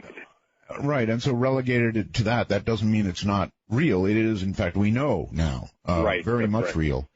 And so doesn't it fit very, very nicely into the whole world of parapsychology? It does. The big factor that we have to figure out in physics for it to be really present for parapsychology is how information goes from that quantum level to our macro consciousness level. Right. And it's the size difference that really is, or the size barrier that has to be broken. We have to figure out how that's all happening. But it's likely that some form of, if we are talking about ESP, which does seem to not rely on distance or worry about distance or time for that matter, then, entanglement's probably a good piece of that, based on what we know about physics right now. Again, you were talking about psychokinesis. Many ghost movies, certainly, and perhaps in real life, ghost occurrences seem to be coupled with psychokinesis. In other words, books falling off of shelves and movement of various sorts, electric lights blinking on and off. So you think they are attached? Have you ever seen these things occurring? I have, but I will say it's pretty rare to actually have it seems like when people die and stick around as ghosts, they have a learning curve. It's not like you're suddenly, first of all, you're not smarter because you're dead. That's really important for people to know. You know, the deceased don't necessarily have any better smarts than us. They have to at least keep learning at the very least. But in the movie Ghost, I think it's a really good example. In the movie Ghost, the character of Sam is actually trying to move things, and he ends up in the subway, New York subway. And Patrick Swayze's character is walking there, is going through the subway, and he sees this ghost running through the subway, knocking newspapers out of people's hands. Mm-hmm. And he asks the ghost how to do it. You know, how do you do that? And the ghost says, well, first, you got to know that you don't have hands. You don't have a body. You have to think. This has to be done with your mind, with your thought, because what you think is your body is only your mind. You're here. And so it truly is mind over matter, and that's something that's got to get through the minds of the ghosts to begin with. We have had cases where there was significant object movement, and very deliberate, too. I had a case, it's not that active these days, a place called the Banta Inn out in Tracy, California, right, where when I got involved in the mid-'80s, it was still very active. The bartender owner had died in the late 60s, and he was apparently hanging around as a ghost. People had seen him, and he was fairly active on a physical level in terms of moving things, and he moved things for us for TV cameras, which was kind of fun. He liked to play with the customers quite a bit, which was also a lot of fun. In fact, the first time I was there, I was shooting an interview with Hard Copy, if you remember that old TV show. Of course. And the director and the cameraman had their backs to the bar, and I'm facing them, and there's a bartender and the owner at one end of the bar with one of the regulars, and there's nobody behind the bar or in the kitchen. And an ashtray behind the director pops up into the air in full view of me and everybody else, except for the camera and the director. It flips over and smacks down on the bar. It was glass. It didn't break, though, but it smacked down on the bar and made a real big thud. And, of course, the camera caught the sound of that. The director said, what was that? And everybody started laughing. And the owner said, oh, that's what he does. That's incredible. Absolutely incredible. I would so love to see it. Is there a way to see it? Are there YouTubes of this kind of thing being done?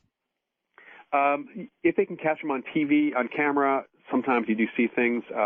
We had stuff happen for a Japanese crew. I have to see if I can dig through and find the actual footage we shot. It was a chandelier that they caught actually moving. I had seen it start moving, but the most impressive thing was that it stopped still when there was a psychic with us from Japan who had asked the ghost to stop it, and it stopped still instead of slowing down.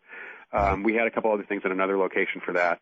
There is a show called Beyond Bizarre, which I think the episode is actually on YouTube, covering the Banta Inn, and then at one point there's a placemat that did start shifting up on its own at the same time that there was some very interesting static on the video feed as well. Well, you mentioned the Russians. They did a lot of this sort of research. And yeah, there was that. Talk about why. Did they document it? They did. Well, you can find video footage or YouTube footage of Nina Kulagina, Nina Kulagina, Kuligana. Really? And also, she had two names. Nina Kulagina, I think her professional name was Nelia Mikhailova, but Kulagina is easier to find. And people have seen it. It's been used all the time. It's this black and white footage of this woman moving matches in a matchbox by moving her hands around, and people accused her of fraud with threads and such, and people were checking for that and apparently couldn't find that, although she was caught at fraud, my understanding, through one of my colleagues with a magnet in her bra at one point. Oh. However, the Russians, one of the things that, as I was reading the Russian accounts, they knew about that with the Kulagina, and what was interesting was they said that for the non-ferrous things, the matches and things like that, she moved them by exuding almost like instead of sweat, she had a histamine. They actually analyzed this on her hands. Her hands kind of sprayed a histamine from her body, and that was subject to electrostatic fields, and then her body generated electrostatic fields, which we all can generate, and then move the object. And one of my colleagues said, well, there you go, psychokinesis explained. I said, yeah, but how did her brain tell her body to exude a histamine and generate that at the right time? That's still psychokinesis, just gives how that particular form of PK actually happened. And then she ruined it with magnetic tatas. I would like Keith to hear this name again, so we can go look on the web. Maybe we can get something on the website. The name again, please. Nina, Nina, Kulagina, or Kulagina, Kulagina. Okay, all right. We're going to break here. Keith, if you're able to find anything on the web, on YouTube or something, with something moving, I would love to see that. Absolutely love to see it. This is Dark Matter.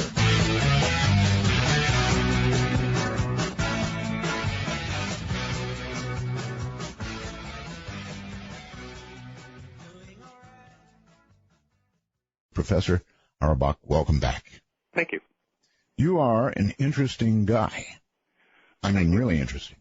And then you do all this, and it says you're a chocolatier. What's up with mixing paranormal and chocolate? How does that happen? Well, I mean, chocolate is probably the most sacred stuff on earth, of course, but when we were talking about religion before, and in some respects, my wife and I consider foodism our religion. Food. Really? Yeah. So, being in Northern California, you can't help but be interested in wine. And the winery started carrying some artisan chocolate from Scharfenberger back in the late 90s. They were the first real American artisan chocolatier that was getting their stuff out there. And I hadn't had chocolate that good from the United States before, and it really kind of set me on a path to learn to try different chocolates from the emerging chocolatier and chocolate maker market, the artisans here in the United States, but also to learn about chocolate a little bit more, about the food stuff, and all of its properties and its history. It just was an interesting thing for me. And as it happened, one of my publishers is having conversation with a publisher for my book, A Paranormal Casebook, back in 2005, and I was in Dallas visiting her, and I brought with me several chocolate bars. We actually stopped and got some others at a nice store there, and I kind of told her all I'd been picking up and learning. She said I ought to write a book.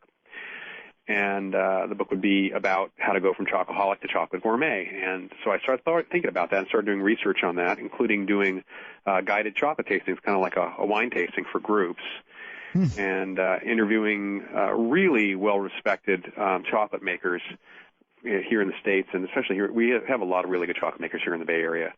But I got some great advice from a chocolate maker named Joseph Schmidt, and that was that I should learn how to make chocolate if I really wanted to make the book good and figure it out. And I took a course to become a professional chocolatier, and then came up with a product and really liked doing it. In fact, today what I was doing most of the day was making chocolate in a commercial kitchen nearby. Wow. All right. It is my experience that we are told most things that we love that really, really taste good, delicious, and you crave them, they're not good for you. Well, in chocolate's case, that is not true. Chocolate Really? is the most craved substance on the planet. That's by all polls, apparently. I believe that. I believe it. And, maybe the sugar in it's not good for you, although if you have really dark chocolate, you don't get a lot of sugar to begin with. But the chocolate itself, every study that has been coming out of chocolate, of cacao, has shown positive benefits, health benefits for people. And where it's bad is if you eat too much of it, which is the same for anything, for that matter. But it's so easy to do. If you have really high quality, higher percentage cacao chocolate, it's not easy to do. It's actually not, because a small piece of a good 70% chocolate is very satisfying. It's easy to scarf down a Milky Way bar, I can tell you that, or Three Musketeers or something, Snickers bar. Those are easy. Those are candy. But when you're talking about there's a lot of flavor, there's an appetite, not a suppressant, but there's so many different components to chocolate, including not just caffeine, but theobromine, which is also a stimulant, and phenylethylamine, PEA, which is the substance in our brains that makes us feel like we're in love. So there really is a connection between chocolate and love. So it's a mood enhancer. Oh, yes. And more importantly, I was going to say that Dean Radin, a few years ago, Dean Radin wrote Entangled Minds, and he did a study looking at whether chocolate with intention planted in it, this is a form of a psychokinesis experiment, but intentional chocolate, whether that would be more mood enhancing and energizing than other chocolate. So they did a double-blind study with 4 samples of chocolates from the same lot of chocolate produced by a chocolate maker in Hawaii with Hawaiian-grown cacao. And there was a control group, so there was one subsample that had nothing happen to it. One sample had Buddhist monks praying over it for 6 hours and putting an intention into it. They kept saying this chocolate will be more mood enhancing and will more energizing. They had a Mongolian shaman who did a ceremony to put the same intention into his sample of chocolate. They had an intention circuit. Bill Goff here in the Bay Area claims to have a device that can record intention. And they had a Buddhist monk praying into the intention circuit, and then they put the chocolate in an isolation, a Faraday cage, with the intention circuit for an hour. And then this was all distributed to, this was a pilot study, so it wasn't a huge group of people, but it was distributed to different people who did not know what sample they were getting. And those poor people had to have a half an ounce of chocolate at 10 o'clock in the morning and a half an ounce of chocolate at 3 o'clock in the afternoon. Mm-hmm. And they had to fill out a mood survey before and after each sample that they had. And when Dean got the data back, he did not know which group was which. 3 of the groups were 67% higher in mood enhancement than one of the groups. And the one group that was low was the control group. Huh. Well, I can tell you, just talking about chocolate makes me want it. In other words, as I listen to you discuss, dark chocolate, my mind went to work on that. I'm thinking, boy, would that be good right now. Yeah, it's always important to have some around. I wonder if when you pass to the other side, things like chocolate or the craving for chocolate remains with you. Might seem like a silly question, but I bet it's not. No, I'm just hoping that food is still there in some way, shape, or form. I hope that we still have a form of chocolate, even if it's mentally getting the sense of chocolate over there. Right. Well, I hope radio's over there. I'm so in love with radio. I mean, whatever it is in your life, for heaven to be heaven, as we probably all think of it, exactly what you want. I mean, just paradise for you. Paradise is no single thing. It's different things to different people, so there's got to be radio there, my point of view. Right. Yeah, that's right. By the way, since we're moving in that direction, do you have a sense, Professor, of what the other side is like? That's a good question, and I know it's a question that's going to come up at our Afterlife conference for the Forever Family Foundation next month. Absolutely. Kind of a central question. In fact, that's the question I was supposed to address in my lecture, my presentation at the end of everybody else's presentations. I have an anthropology undergraduate, and I did a lot of cross-cultural review of psychic experiences and such as part of that, and I continue to do that. And there are all sorts of afterlife beliefs. And, I'm kind of torn between the idea that we all create our own afterlife, kind of like what we saw in the movie What Dreams May Come, which was a much better book by the late Richard Matheson, that we kind of create our own. Great book, actually. Great book. His stuff was, he was probably the most knowledgeable horror and science fiction writer about the paranormal of anybody in history. Absolutely amazingly knowledgeable about the subject. But I think that I'm torn between that and just simply saying, and this is in all honesty and not being flip at all again here, that it just may be something we can't even envision because we won't be with bodies over there. So we don't even have a frame of reference for how cool it will be. Well, it rules out all kinds of things, beginning with sex. As we know it. And as we know it, right? Yeah, I don't. So I think it's kind of one of those questions of I hope it's fun, hope it's good. I'm not in a hurry to get there, but right. But I mean, there's no chocolate. There is no sex. I sure as hell hope there is chocolate. Yeah. If otherwise I'll have to come back and possess some chocolate maker somewhere. Yeah, but disembodied spirits, right? Right. So, but on getting very serious for a second. A person like yourself who has dealt with so many psychics probably has formed something of a picture of the environment of the other side. Most of the mediums and most of the communications that people have tend to favor, and I just don't know if this is the case. I mean, I'd like to think they tend to favor a very pleasant, very similar to our world universe. In another dimension that where people carry on with their lives, but they don't really age, and there's no illness, and it's kind of like an infinite world. I mean, are we talking about well-groomed gated communities here, or what? I've never heard gated communities, but the idea that people can kind of affect things in their immediate world is very much part of this, and that people who perhaps we would consider evil in this life have to face up to their sins over there, but that they do that, not through punishment, but basically being confronted with their own sins. I think it's kind of like defending the movie Defending Your Life. Sure. In that way. Huh. And of course, very. Then here's another one for you. I'm sorry to be barraging you with all this stuff, but it's a question that I've discussed with some of the women who have been in my life. You know, if you live long enough, you will have loved any number of times.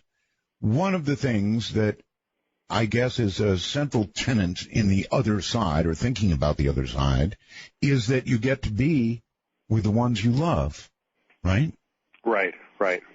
Well, if you have loved a number of times, well, who do you get to...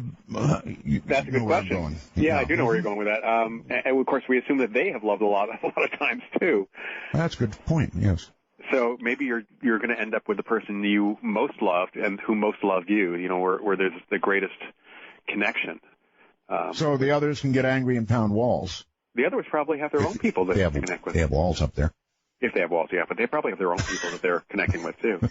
And that's to say that, you know, there's some people may get reincarnated too, because that's one thing that we do research in this field, and it seems that some people do come back. So there may be that too. Let's go right there. Reincarnation. Mm-hmm. Now, I know that, for example, in Thailand, they very, very, very much believe in reincarnation.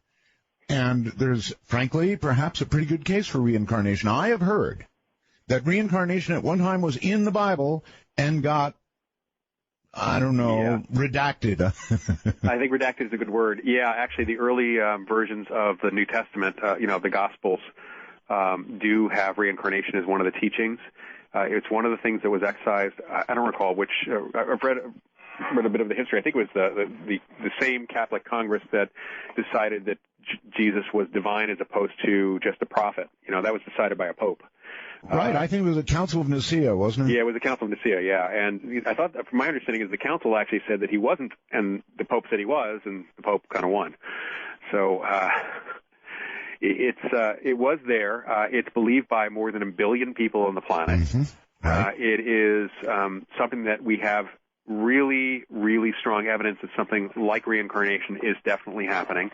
Ian Stevenson's people, he was the kind of the lead on this through the University of Virginia, but Jim Tucker is there now, and Erlander Haraldsson over at the University of Iceland has been doing this kind of work for a long time as well, working with kids who remember past lives. And in circumstances where there's no way they could know enough about the person that they claim to have been, given the environment, the socialization, no YouTube, no Facebook, no computers, no phones in some parts of the world where they were finding this.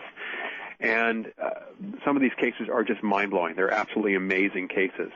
And we've had many cases here in the United States as well. It's harder to find them here in the States because parents don't want to bring this out with their kids because they're afraid the kids are going to be ridiculed. And, it's culturally, it's very, very tough to find parents. Okay, well, let me tell you what I've done in past years. I have interviewed doctors, Professor, who have inadvertently, in the process of hypnosis for either medical or social reasons, like trying to get somebody to quit smoking or whatever, have regressed people. And I've talked to some doctors who swear up and down with what they claim is proof that they have accidentally regressed people back into a prior life. And then they became so interested that they did this more and more and more and actually began questioning people about their prior lives and getting evidence that could be brought forward to prove it was true. You know about this? Yeah, I mean, there's a basic problem with hypnotic regression. There are some cases in hypnotic regression which provide enough fine detail that they seem to be very indicative of a reincarnation. Most past life regression is not. Most past life regression, it's not done accidentally. There's many, many people. It's a form of therapy for that matter. But there are many people who go to a hypnotherapist and they want to be regressed to a past life. And the very act of saying you're going back before you were born actually can generate a past life story from the individual. a colleague of mine who's a hypnotherapist has done thousands of regressions as part of for therapeutically and for other reasons. And one of the things he would do in the regression to see if he had a case, is this person who's talking about a past life, could this really be a past life? And he'd ask them fine details like, okay, so you're a 12th century French farmer. Where'd you poop? Yeah. What'd you have for breakfast? What was your diet like? What was your daily? Describe your day. Things that the average person could never have ever read about or seen in a movie. Right. Because there is something that Ian Stevenson noted called cryptomnesia, which is the idea that we have seen and read so much stuff over the years, from schooling through movies to novels. It's all lodged in our unconscious. It's all lodged there. So we have enough information to create a past life very easily that can be very convincing. But we don't have those fine details because unless you're a history major majoring in 12th century France, you're not going to know how to answer those questions. Well, do you think any of it is real? I do. I don't know what it means. It certainly indicates a form of reincarnation, whether it is whether it is the spirit or soul of the person that is being reborn or something else from that person, a memory, some sort of really intense memory engram or something else. It's definitely not genetic because this happens with families that have no connection whatsoever, and it happens fairly quickly too, which is the interesting thing. Most reincarnations in most parts of the world that the researchers have found, there's an average of 15 months before conception of the death of the person. And that's not a lot of time. No. And it's often less than that. It's often a lot less than that. So, it's not like suddenly information can genetically transfer over unless, of course, the person's directly, it's their own son or something like that. But it doesn't work from any other perspective, except as some of my colleagues like to say, it's some form of super ESP, which I completely disagree with. Well, the Book of Death seems to describe a process in which you go through this real scary thing. You actually get to see the parents that you're going to have and so forth and so on. I mean, it's really wild, and a lot of people believe in all this. Sure. It's in the in-between time you get to choose all that. That's right. There are different cultures that believe have variations of how this all happens. I wrote a book on reincarnation back in the 90s. Oh. And found it was really interesting talking to one of my colleagues, Jim Matlock, actually described, and then there's another one, Antonia Mills, who both described how different groups have different attitudes about who gets reincarnated where. So, one group will believe that they can only be reincarnated in non-family members, and the other group believes that they can only be reincarnated in family members, within the family. And that seems to be what's reported. And it could be a reporting artifact, but it actually could be what's actually going on in that vicinity. So the idea, I believe, is to keep improving. As your soul comes back again and again, you're supposed to keep getting better, or at least that's the goal, right? Well, that's if you're going by the karmic idea, that's the idea of reincarnation. Yes. Yeah, that's yes. right. Mm-hmm. That's and I always wondered how that works because there are no conscious memories of prior lives in order to correct, right?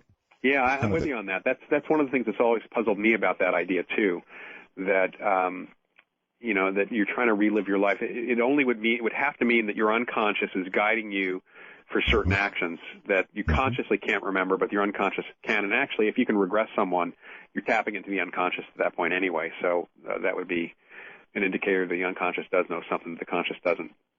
Well, the whole concept is, on the table as good as anybody else's, in my opinion. Listen, hold tight, Professor. Whew, good stuff. Professor Auerbach is my guest, Loyd Auerbach, and we'll continue this evening, and we'll get to the phones pretty soon. So if you have questions, we'll be there for you. And if you don't have questions, well, I've got to wonder about you a little bit.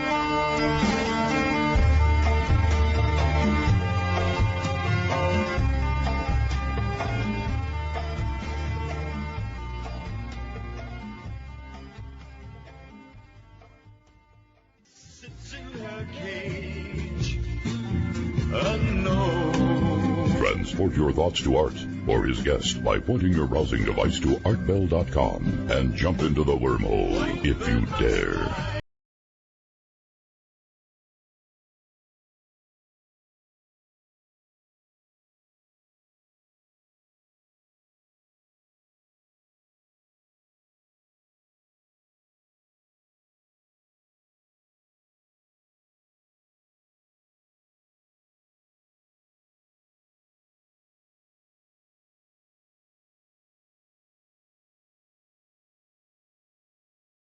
Professor, welcome back to the program.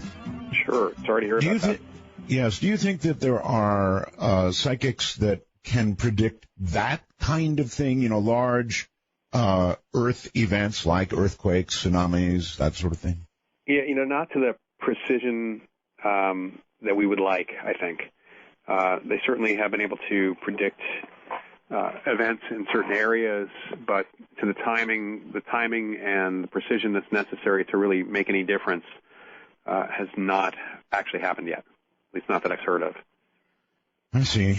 Well, the one thing about it's really important to know that I know people want to see psychics for predictions of the future, but the better psychics will tell you that even with earthquakes, the future is, I guess you could say, always in motion, as Yoda would say. It's not easy to get a lot of information back for a very specific event. So but put it another way, would you say the future is malleable? A lot of it is. Yeah, we could change it. Sure. You can't change the earthquake necessarily, but you can change. But the question is going to be: does the earthquake happen? Like, if it's a 7.5 deep in the middle of the Pacific and it does nothing more than create some seismographic action, then there's not a human reaction to it, and the psychics wouldn't pick up on it at all. My guess is that somebody probably picked up on that earthquake, but the problem is it doesn't do any good unless you know exactly where it is and when it's going to strike. Would you personally consult a psychic? Can you imagine some reason why you would? Oh, you have? Okay. I have. On a personal basis now? On a personal basis, yeah. I mean, and in a couple of ways. One has been, just getting some clarity on things that are going on, more information to help me make some decisions, which I make myself. I don't go by what the psychic may tell me what looks best, but I still have to weigh the information. If all I get is do this, not that, that doesn't tell me anything. I want to know why I would do this, not that. I need the background about that. And the other is I've been to mediums to check them out, and they have communicated with family members, my family members, or people that I was very close to who have passed on. And you felt it valid? Absolutely. And more importantly, it helped me quite a bit. I did that after my father died with a psychic I knew and worked with for years, with Annette Martin, and she never met my father, but she picked up on very specific things about him. And, I got it wasn't resolution I was looking for, because honestly, I was in the hospital when he passed, and I sensed him passing. I mean, I knew he was there. And in fact, we had something happen in the waiting room. Yeah, my mother, one of my brothers, and I were heading back to the waiting room after they kind of called it. He was in the ICU, and they basically took him off everything because his organs were failing. And I sensed him there, and I sensed him kind of moving away. And then we went to the waiting room to wait for my other brother to come up from Brooklyn to where we were in Westchester County. And as we walked, this is about 5 o'clock in the morning, we walked into the waiting room, and the TV came on, and it changed channel to a hockey game, to a sports channel. And my father was a sports producer. And there was no one else in the waiting room, and it was not on a timer, and it wasn't exactly 5 o'clock. So, I checked all those things out. So I felt like it was him.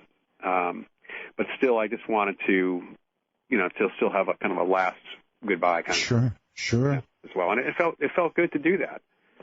That's quite a story. There are those who believe, and I'm one of them, that when somebody passes, for a number of, I know it may sound silly, but for a number of days, their presence, there's still some presence here on Earth, and then they may move on at some point, but there's something left here for a while. Mm-hmm. Any validity to that, do you think? Well, first, when people talk about ghosts or seeing a ghost or having an experience, 99.9% of all ghostly encounters happen when a relative, friend, or loved one has just passed. Right. And either at the moment of death or within a few days. It's usually within 48 to 72 hours, but it can be for a week or so. They report seeing him, seeing her, smelling their perfume. They report an encounter, and it's really kind of a last goodbye kind of encounter. It's I'm stopping by to say goodbye. That's thousands and thousands and thousands of people over the last 130 years of my field. It's tens of thousands, if not millions, of people who have these, that we've heard about. So many people have these experiences around the world. So, I'm with you on that for sure. And it may depend on the person and how many people they need to say goodbye to, and it's probably up to them how long they stay. My friend Martin Caden, who had done the PK work that I worked with, always kidded me. He ended up with terminal cancer. He outlasted what the Mayo Clinic said he would live by over a year and a half. He was pissed off at them for telling him how long he had to live. He had always said, I'm going to come back and haunt you. And I kind of wish he did. And so after he died, I kind of, expected to see him or have an experience in the first couple of days. And nothing happened. Nothing happened for a week and a half goes by. I was driving to the Oakland airport early in the morning to fly up to Portland, Oregon for some business. And my new car, the car was only a couple months old, still smelled like a new car, filled up with the smell of stinky cigar smoke, which I recognized as his. And I felt a presence sitting in the passenger seat. And I, had a conversation. I knew it was him. I had a conversation, said my goodbyes, and it disappeared. And this was at 7 o'clock in the morning. Well, I get up to Portland. I call one of Marty's pilot friends who I knew pretty well, who's living in New Jersey. I met the guy a bunch of times in Florida when I visited Marty. And as I say, hey, Bob, it's Loyd Auerbach. And he says, Lloyd, you must be psychic. And, of course, I said, yes, I am. Well, why do you think that, Bob? He says, because Caden was with me this morning. And he proceeded to talk about flying his Cessna at around 10 o'clock in the morning Eastern time. About 10:10, his cockpit filled up with the smell of stinky cigar smoke, and he described exactly the same experience I had 10 minutes later than me. So it was 10:10 Eastern time, which is 7:10 Pacific. And then he said he had spoken to another pilot friend of Marty's who apparently at 10:20 Eastern time had the exact same experience. And over the next couple of weeks, Bob and I spoke to a number of other people. It was probably a couple dozen people who had the exact experience, either in a car or in a plane. Okay, I have a question for you. You said you had a conversation with him. Yeah, one-sided. One-sided. Oh, okay. Yeah, Thank you. Yeah. That clarifies that. I didn't hear anything. I just, I'm sure people thought I was just simply singing or something as they drove by me.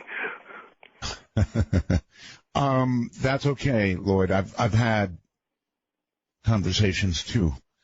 And, I'm a great skeptic, but, I guess not that much of a skeptic because I've had those conversations. I usually try to do it alone in the car or wherever, but I've had them, and I feel they're useful, and I feel they're heard. Right. And now, I think that's the important thing, too. Well, lots of people out there would say, oh, come on, this is just how the human mind deals with grieving, and, there could be something to that. I don't know. Well, to them I would say, so what?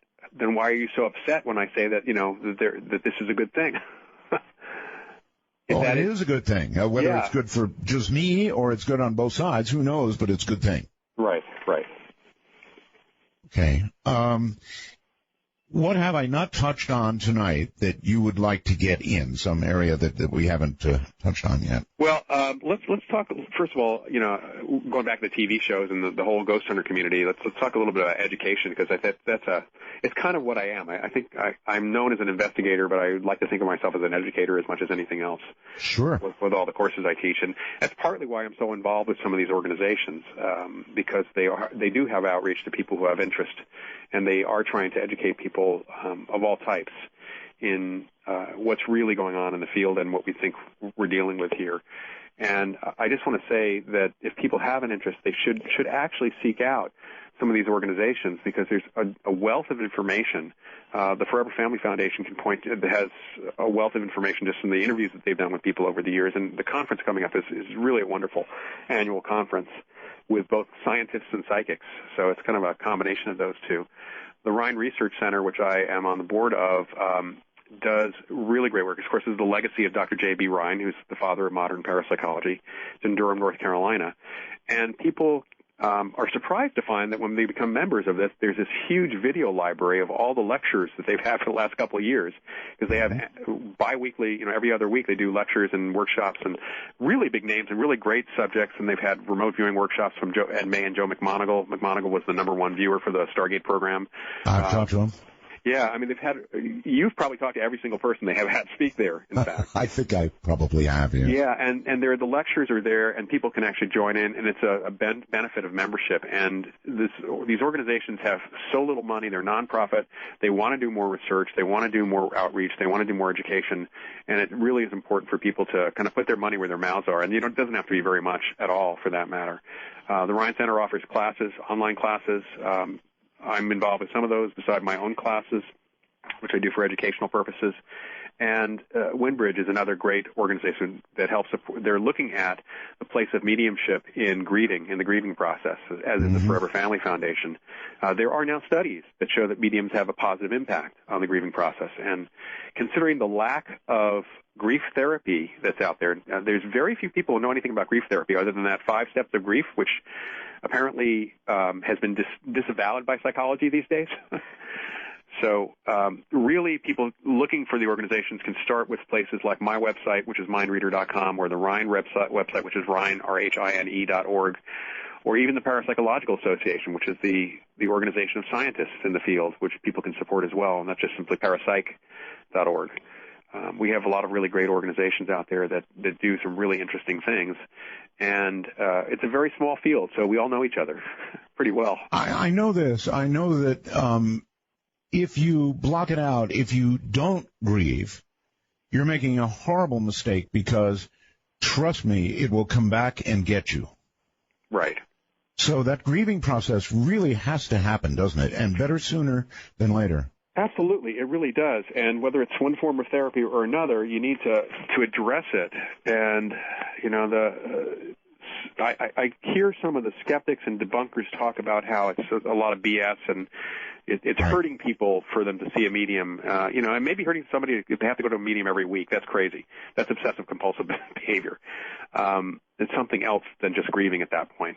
But there's something very therapeutic about being able to say goodbye. Even if it was a fake, it's still very therapeutic. So for them to really deny that this is a positive effect without actually looking at the data that shows it's not negative, it's actually positive.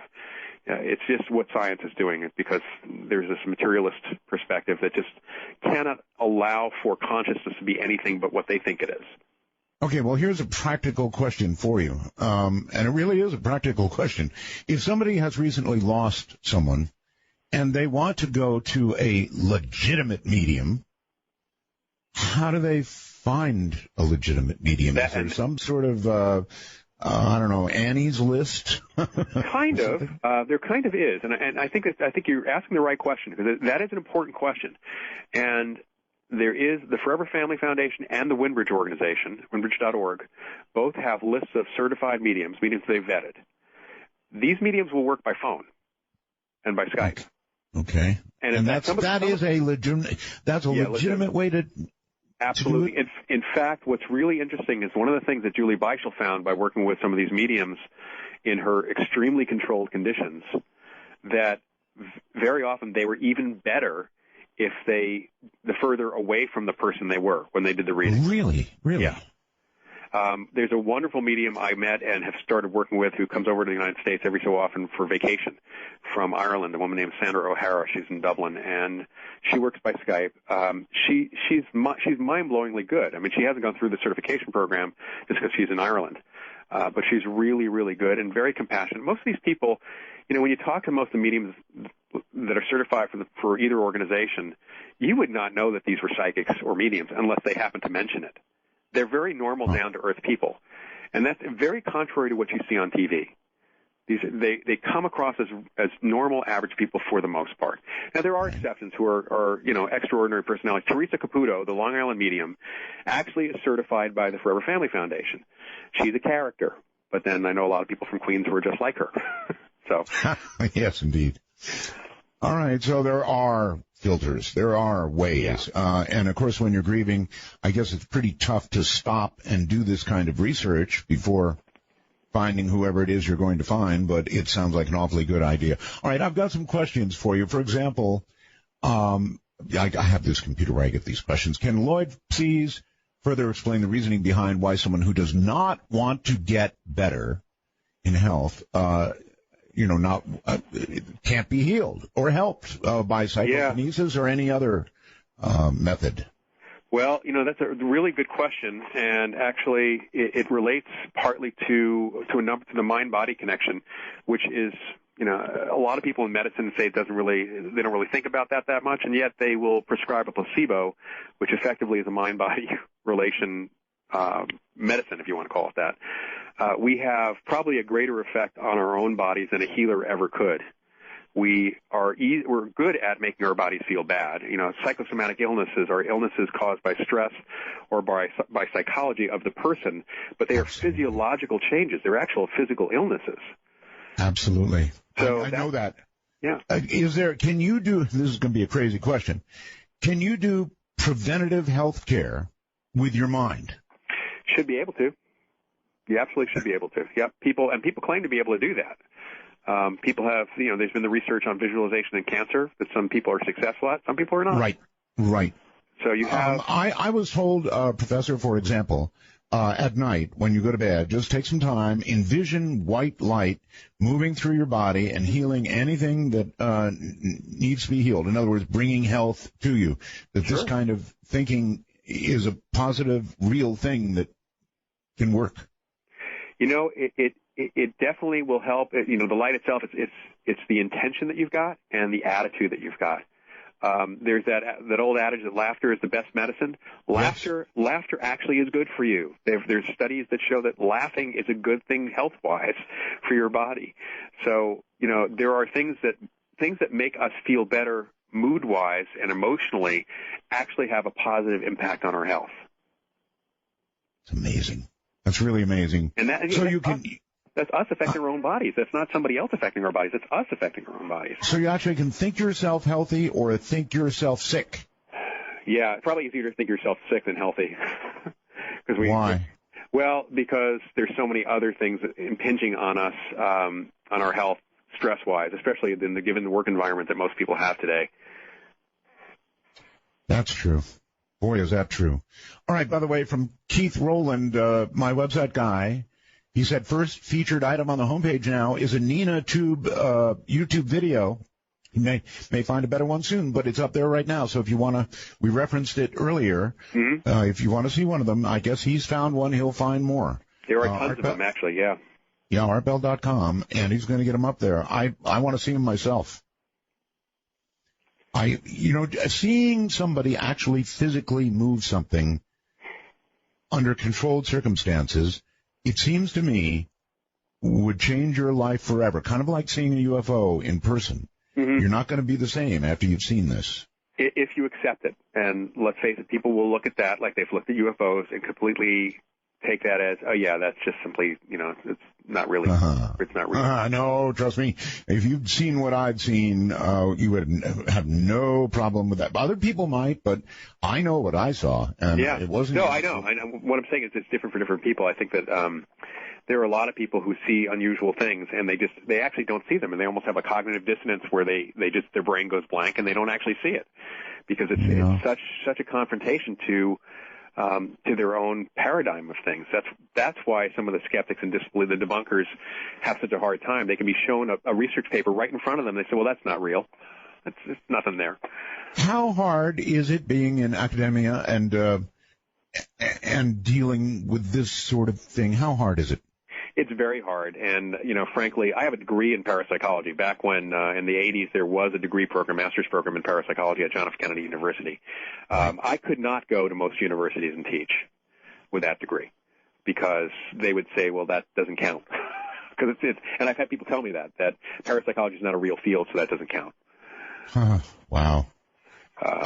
Why are we behind? Why were the Russians so much more involved and may still be in these fields of research than we are here in the U.S.? That's a cultural thing. Yeah, it's a cultural thing, and even the sciences have a slight cultural difference over there. Yeah, we and the Chinese especially have a big cultural difference in how they approach things, and that's it's partly a philosophical background. It's the history of the country and the religions that are there, and they have a very different approach to things instead of the Western empirical model that came out of very strict 19th century Victorian England.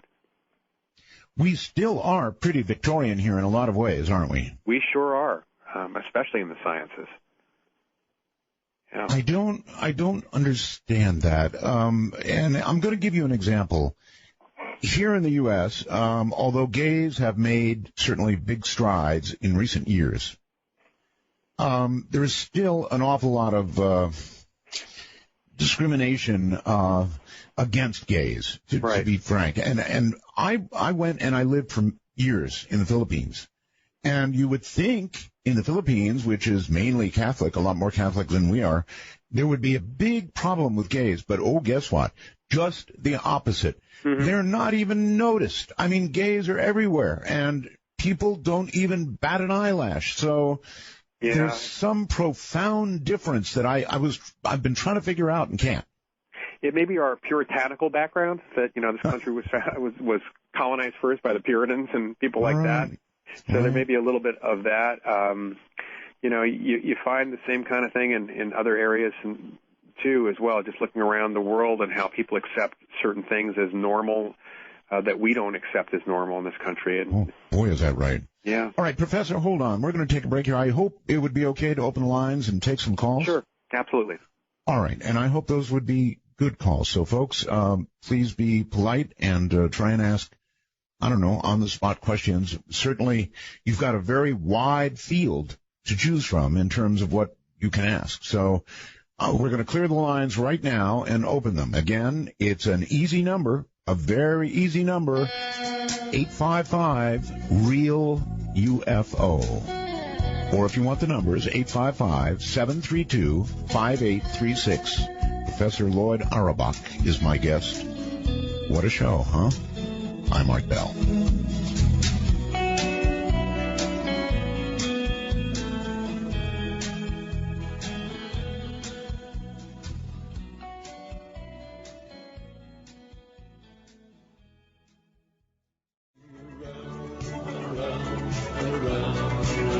If you have a serious dark matter to share, be not in fear as you dial 855-REAL-UFO. That's 855-732-5836. Good evening, morning, whatever the case is where you are.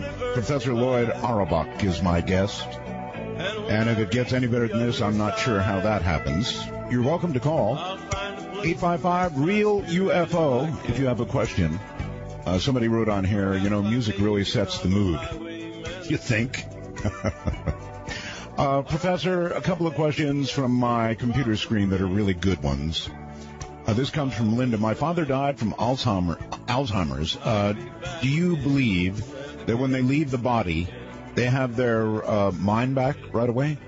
Yeah, I do. In fact, people have reported deathbed changes in people. There's something where we call them deathbed apparitions, where someone who is dying actually has a moment where they have clear lucidity and they'll start talking to someone, like a spouse or somebody. They actually see someone coming to take them away in a very positive way. And I've talked to people at hospices and other places who've told me that even Alzheimer's patients will have incredible lucidity and even able to carry on a conversation with the people around them while this is actually happening. And then they go back into that state, and then they pass away. So it's you can think of the body as a bad TV set, and the signal is consciousness. So a TV set does if you're trying to watch a TV set and you have a problem with the TV set, that doesn't affect the signal. It affects how you interface with the signal. Yes, sir. So all right. Now this is Deepak, I guess, after Chopra. Please ask the professor about EVPs. Now, I have had some guests on my shows, and of all the things that I've done that are, if you will, haunting and chilling to me, EVPs are they in that category. It's been for years and years we've been doing shows on this, and I've got a group who really has been great up in Utah with EVPs. And is there something to this phenomena? Well, there is. The question is, what is happening? Yes. Especially in individual EVPs. There is an element, if it's done appropriately, correctly, then it may or may not be spirit communication. We do know that living people can affect things, and it's really interesting that groups, the ghost hunting groups that I've talked to and people have talked to across the country, there's a unique thing that's going on, and that is you have 5 people in the group, and one person consistently gets EVP, but the rest don't in the same location. And so that would indicate that there's something about that person. Now, whether they are creating the EVP themselves, which is possible, through their expectation, that would be PK, whether the ghost is, if there's a ghost present, an apparition present, they might be working with that person. The person may be unconsciously a medium of sorts. I coined the term techno-medium. So they're not aware that they're a medium between the dead and the technology, but they are still kind of an intermediary in some way, shape, or form. But there's really good EVPs, and there's a thing that's less known, and that is I've heard EVPs from folks that in locations where we have that place memory. In other words, there's that recording, that tape, the residual stuff, and the EVP is more than just a voice. It's like, crowd sounds and a gunshot and horses and things like that. So it's likely that the person, again, we have a techno medium. The person operating the recording device didn't realize it, but he was helping to facilitate the recording of a bit of place memory instead of an apparition trying to communicate.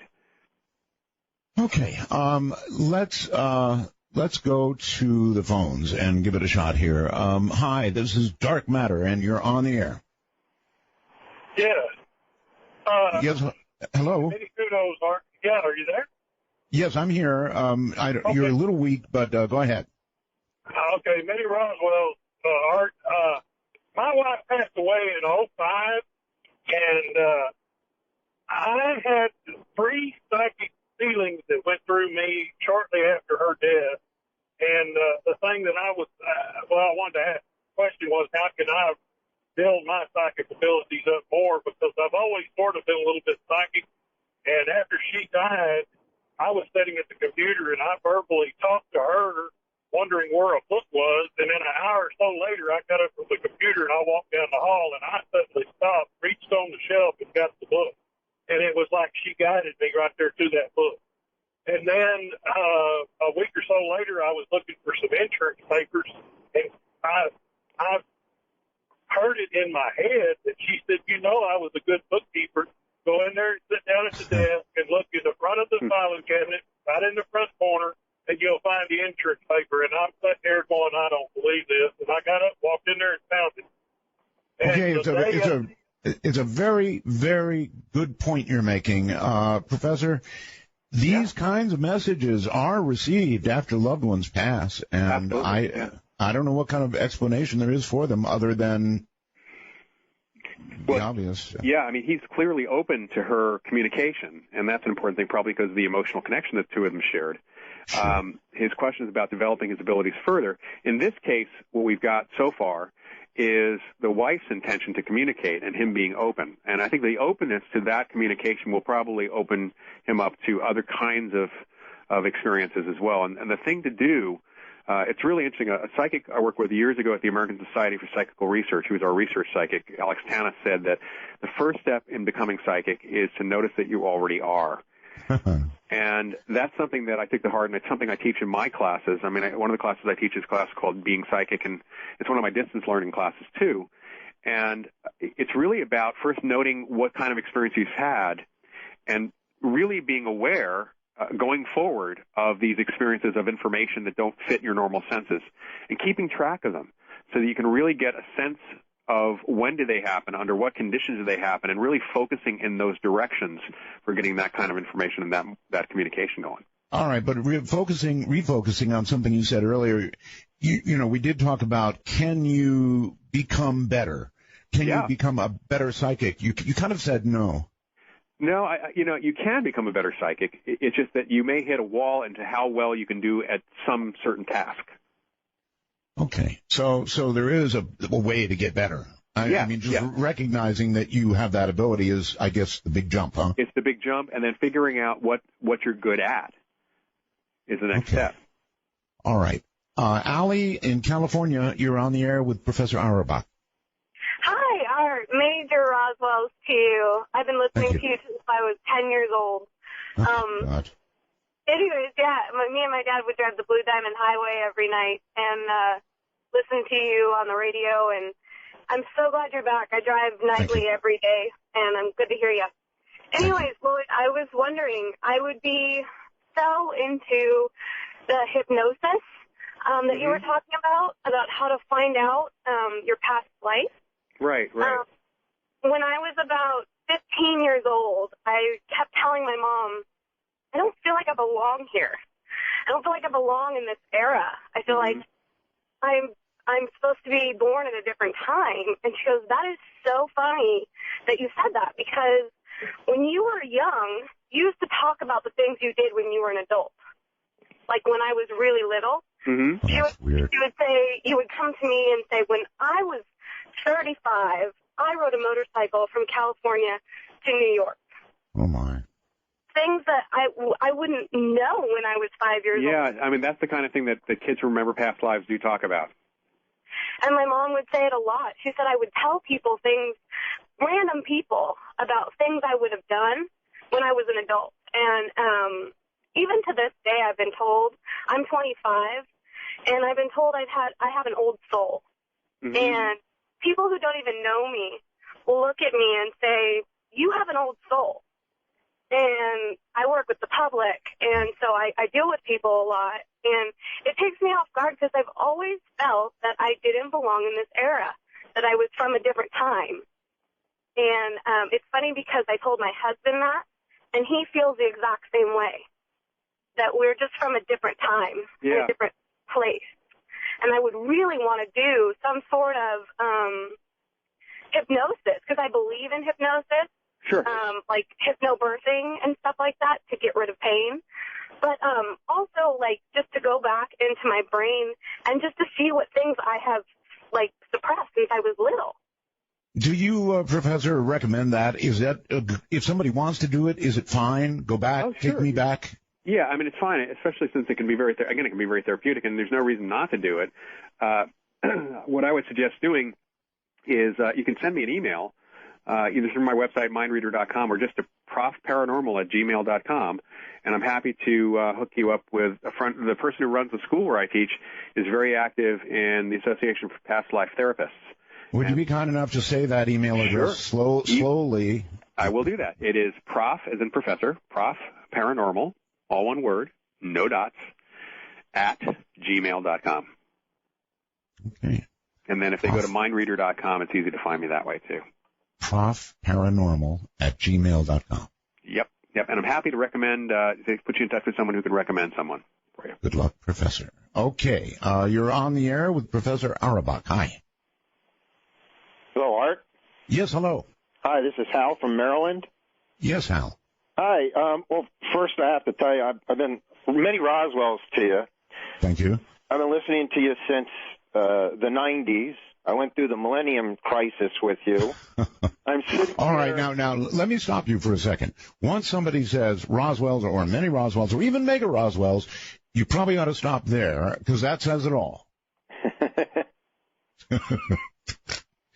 Please proceed. Yeah, I'm sitting here looking at years of birthday presents. I have a C Crane Radio Plus. I have a C Crane Wi-Fi. I'm not going to stop you, but the portable, and it was just my birthday in September, and now I have the Bluetooth. Okay. Oh, really? All right, I will ask you about that. How do you like it? Well, I am listening to you on my cell phone over Sirius XM satellite because I signed up free for a month, and it is mega sound. It's amazing. Thank you. Are you hearing this, everybody? All right, now, the professor is our guest, so you should ask him a question. Well, most of my life I've always thought that we're born with all of the knowledge in the world as an infant, and we just don't have any way to be able to use that knowledge. And as we get older, we lose those memories, and we just become normal. And after listening to Past Life and everything, I think I changed what I think, and I think what we're born with is all the knowledge of our past person.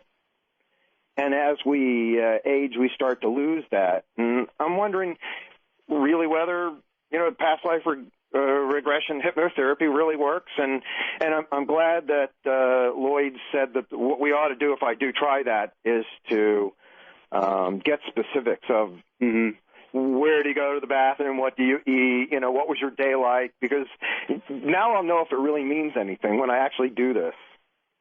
Yeah, and I think it's important to hypnotic regression seems to work on occasion.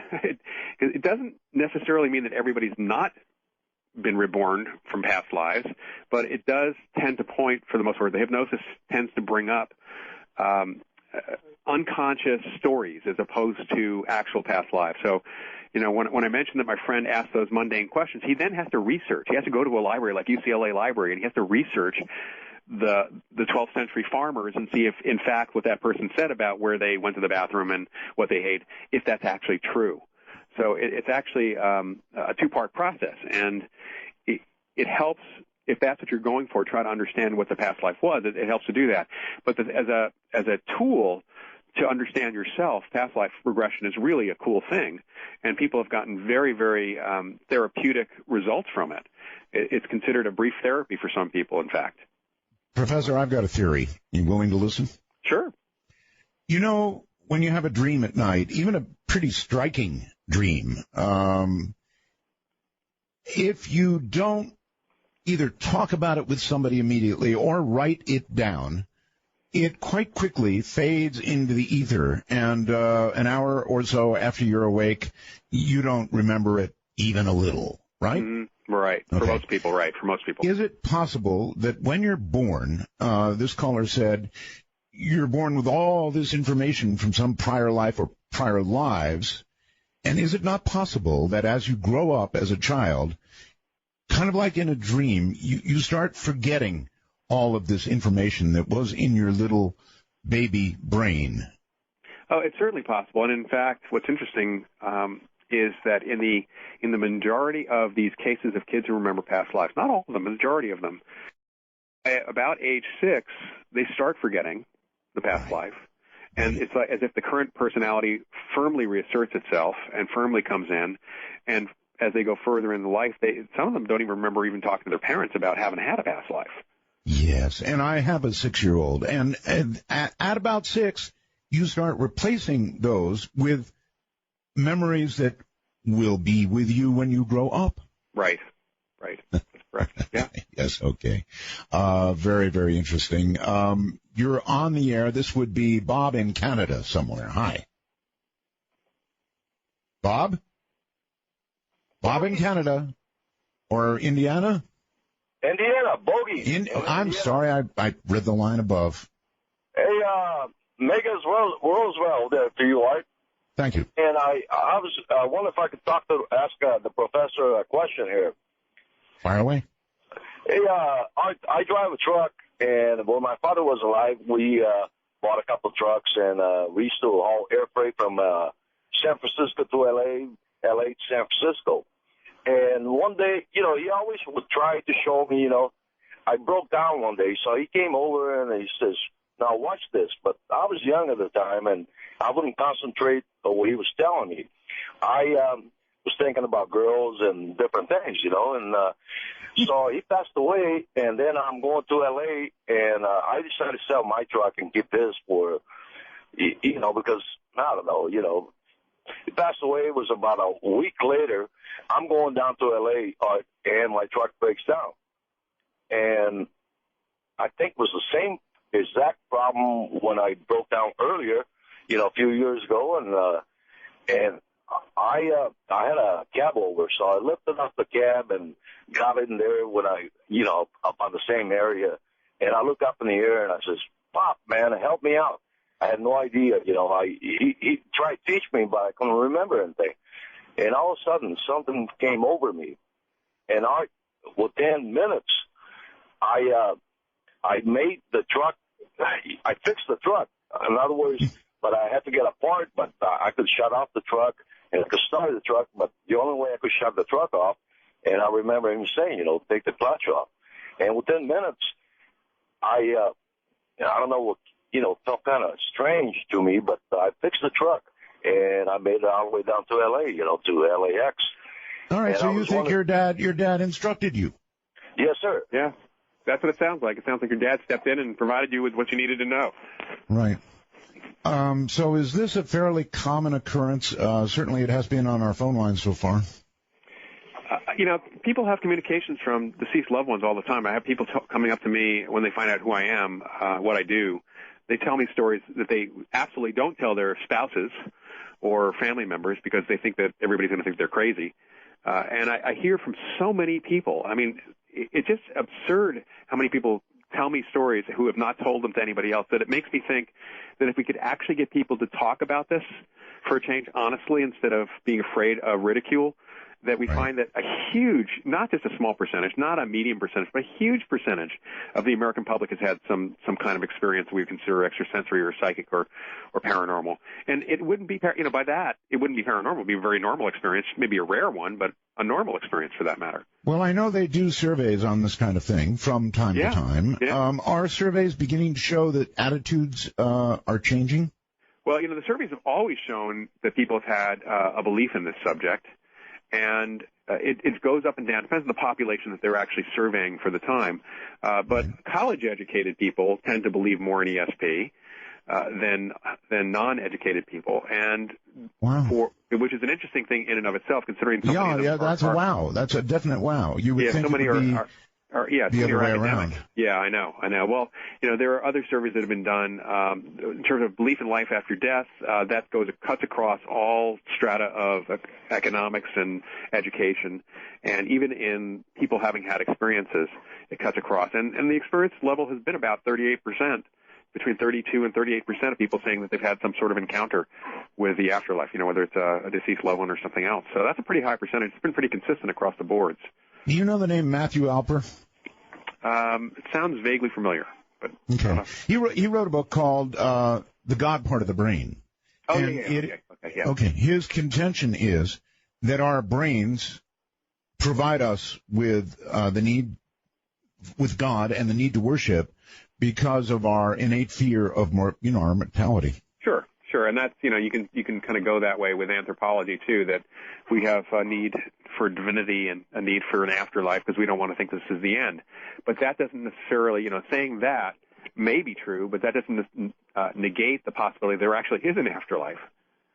There you go. You're on the air. Let's see. This would be Kevin in Connecticut. Yes, hello, Art. I'm listening on my old black and white television tonight. Wait a minute. Remember, how would you be listening to us on black and white TV? Well, the professor suggested that our bodies are like old dad televisions. Okay.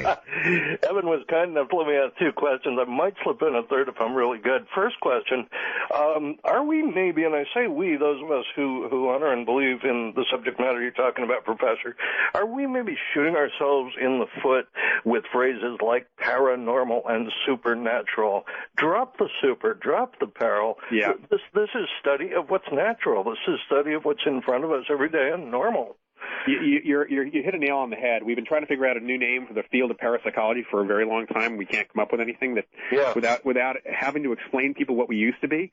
And I think it's a problem of, if we had Madison Avenue advertisers behind us to create a campaign so we could say it's no longer the paranormal, everything's now normal. We'd be cool. We'd be fine.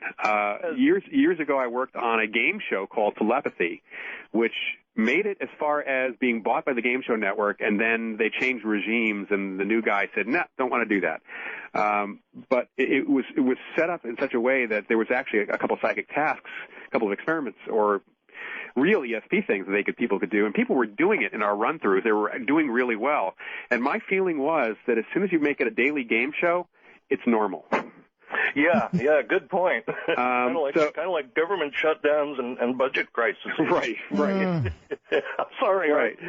I hit him in the sore spot. Second question, has there ever been any thought of a group of folks amassing whatever it would take, several $100 million or whatever, to start a college or a accredited university that would honor this field of study?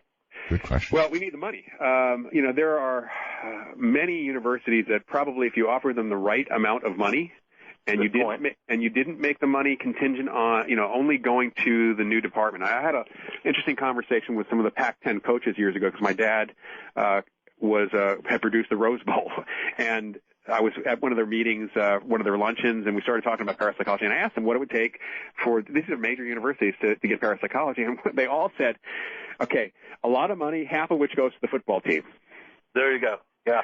And I was like, well, why that? He said, because if you got the football, the athletic department supporting you, and the athletic department is important to the survival of the university, you can't go wrong. And he's kind of right. I mean, the university has to get something out of it. It can't just be $1 million to establish a chair of parapsychology. It has to be $5 million, half of which goes to the university, and the other half establishes a department. So, it has to be done correctly. But we still need that angel. We need, we need Sir Richard Branson to come out with the money for us, He likes Mavericks. We're Mavericks. All right. If you have a third question, drop it now. You've been most generous. Third question, is there any evidence of any psychic connection with beings that are non-human, either animals or of other planets? Well, definitely animals. Yeah, I mean, people have definitely had real encounters with their ghosts of their deceased pets and such. And there's, I have to take every pet psychic or animal psychic with a grain of salt because I don't believe that my animals are thinking in complete sentences, frankly. But there definitely is, there's literature that goes back actually to the late 19th century, with animal ghosts and animal encounters and such. And there's also those incidences of animals trailing, people who have moved their owners who accidentally left them behind or on purpose left them behind across the country. And being able to show up 3,000 miles later at the new house with and the family flew there, so there's nothing that could have followed in that way. So there's some form of psychic trailing, you might say, that's going on with that. We don't know what to do about when people say that they're in communication with extraterrestrials because we can't prove it one way or the other. There's no way for us to do anything with that. All righty. What about evil entities? Well, maybe this is my anthropology background speaking here, but I don't believe in pure evil. People do evil things, and so there are certainly deceased people who might not have been nice in life and certainly are not anymore. There's an interesting book called The Science of Evil by Simon Baron Cohen, which takes a look at the idea of evil as a lack of empathy, as rather than a force, good versus evil kind of thing. And I think it's a good way of looking at it, that there certainly are. We've had cases where the entities have been, they weren't nice people when they were alive, but they're not able to affect people that much, that dramatically, except on a psychological basis. They can certainly, pop up and freak people out, that's for sure. Certainly with a lack of empathy, any action that spirit or even person does could be regarded as pure evil. Right. Mm-hmm. All right, hold it right there, Professor. We're going to take a break. Whew, and I can use it, too. I'm Art Bell. This is Dark Matter. If you could read my mind, love, what a tale my thoughts could tell. Just like an old-time movie about a ghost from the air of the cat. Please motivate your container to turn to dark matter. No, it's not a trick. Just call 855-REAL-UFO. That's 855-732-5836. Yes, it's not a trick. Just turn to dark matter. Hi, everybody. It's great to be with you. My guest is Professor Loyd Auerbach. What a show, huh? You're welcome to participate. Those are the numbers, and I think it's Teresa in Pennsylvania on the air with the professor right now. Hi. Hello. Hello. First of all, I'd like to ask the Professor Auerbach if he's any relation to the Red Auerbach family. No, my dad knew Red Auerbach, but because they were both in sports. Right. Okay. No, well, my dad came out of Brooklyn on a basketball scholarship. He turned down Murderers Incorporated, invited him to work for them, and he said, no, I have a basketball scholarship to GW, and he met Red, and they were best friends for life, But at any rate, I just wondered because the name. I've only related this story one other time. I have a couple of things I'd like to tell you, but this is the most dynamic. My mother passed away when I was 11, and I'm in bed one night sound asleep, and something wakes me up, and there's my mother sitting on the side of the bed, and I could see her just as clear as could be, and I went to reach out to hug her, and she said, no, you can't touch me. And for some reason, I understood. And she was talking to me and telling me that she was very sorry she had to leave, blah, blah, blah, blah. But I'm the strong one in the family, and I'm the one who has gifts, and I have to believe in myself, blah, blah, blah.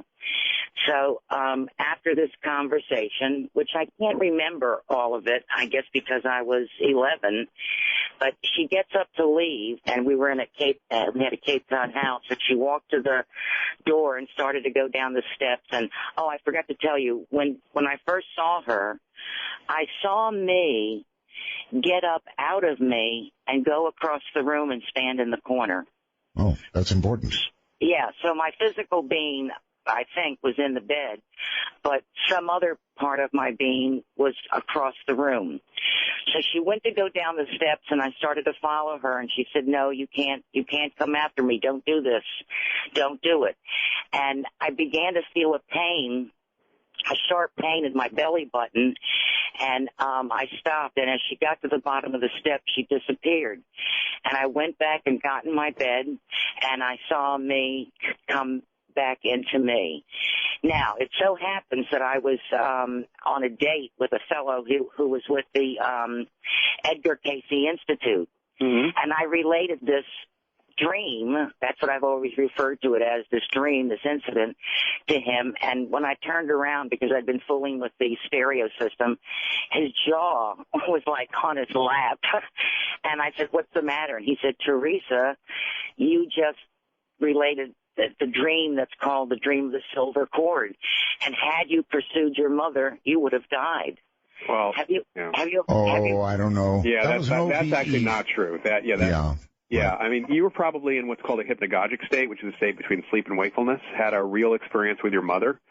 But for whatever reason, the imagery of your leaving your own body was there. But out-of-body experiences, not everyone reports a silver cord. A lot of people have out-of-body experiences without that actually being there, and you wouldn't have died. Actually, the silver cord is what keeps you connected. And it's actually in the research, the actual research, especially by my colleague Carlos Alvarado, it's a very small percentage of people who report the silver cord, and it probably is necessary for those people who have that connector, but most people don't need it. Safety thing. Yeah. That the mind requires. Okay. Somebody wants me to ask you about the belief in transmigration, where a soul comes back as not a human but an animal. Well, if we could regress the cow or the cockroach, we might have a better idea of that.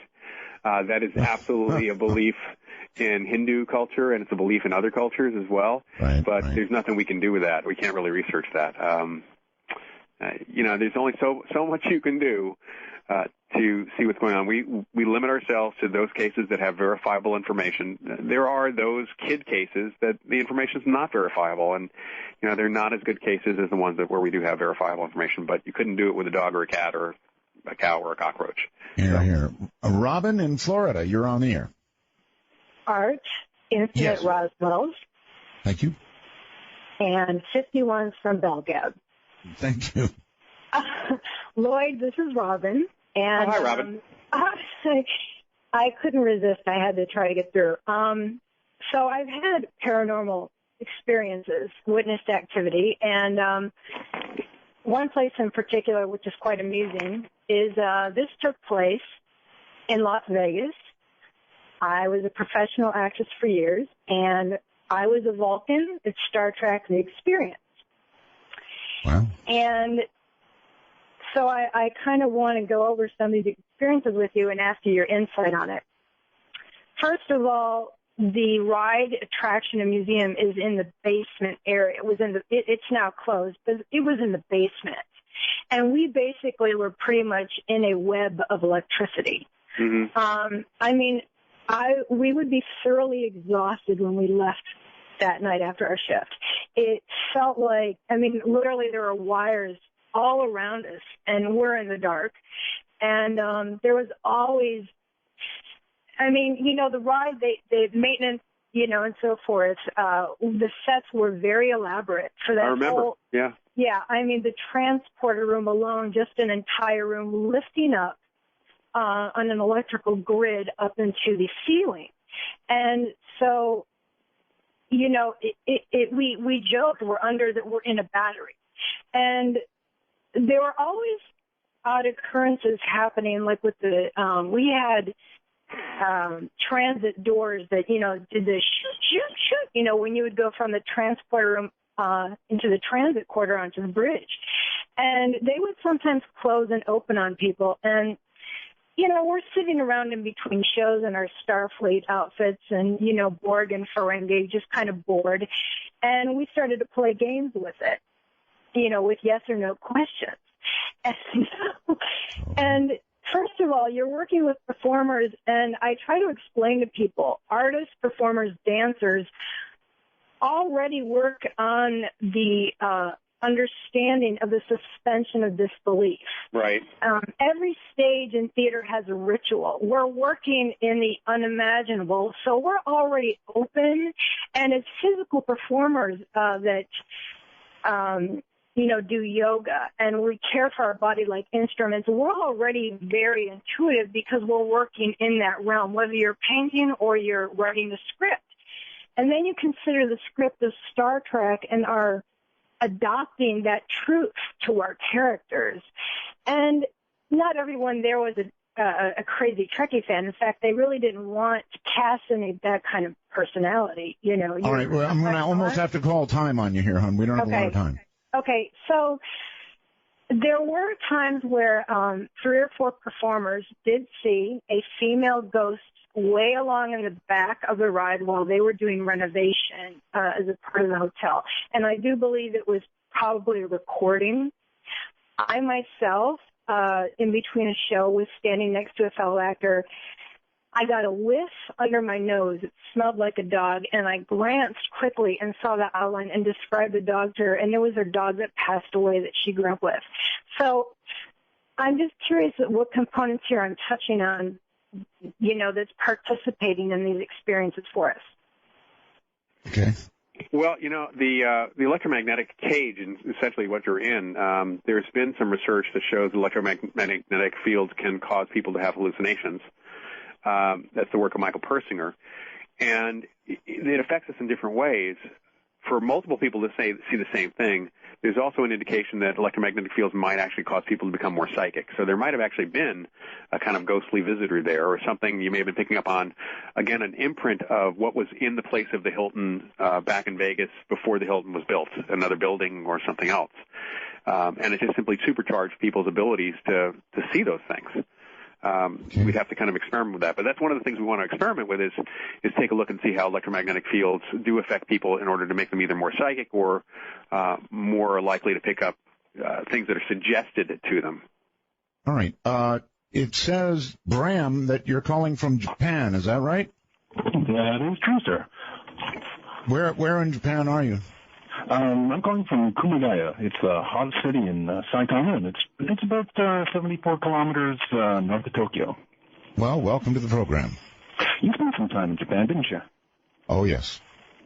Well, never got down to Okinawa, but as they've been saying, ippai rosu arimasu. I give you an awful lot of rock. You're a little difficult to understand. I guess you're on Skype, right? Yes, sir, I am.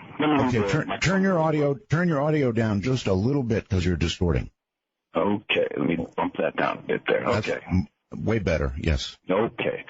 So I've got a question for your guest. Okay, we all know that a ghost is supposedly the disembodied spirit of a person.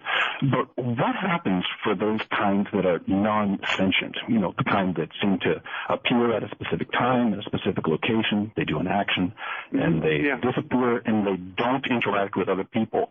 What do you think those are? Do you think they're like a quantum echo or something like this?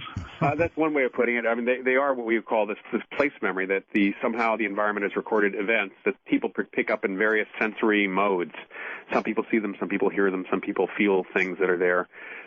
They typically can either be highly emotionally charged events or just day-to-day things that are very, very repetitive, but they are repetitive. They're basically recordings.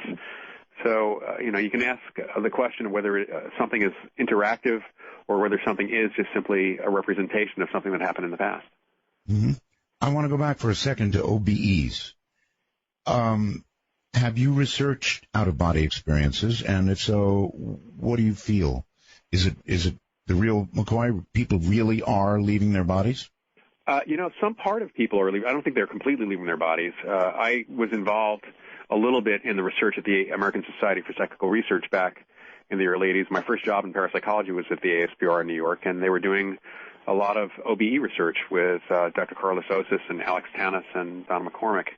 And, in fact, on YouTube, on my YouTube channel, if you just pop my name into YouTube, you'll actually come to a video I put up of the ASPR OBE experiment from the early 1980s. We had some video that we put up there.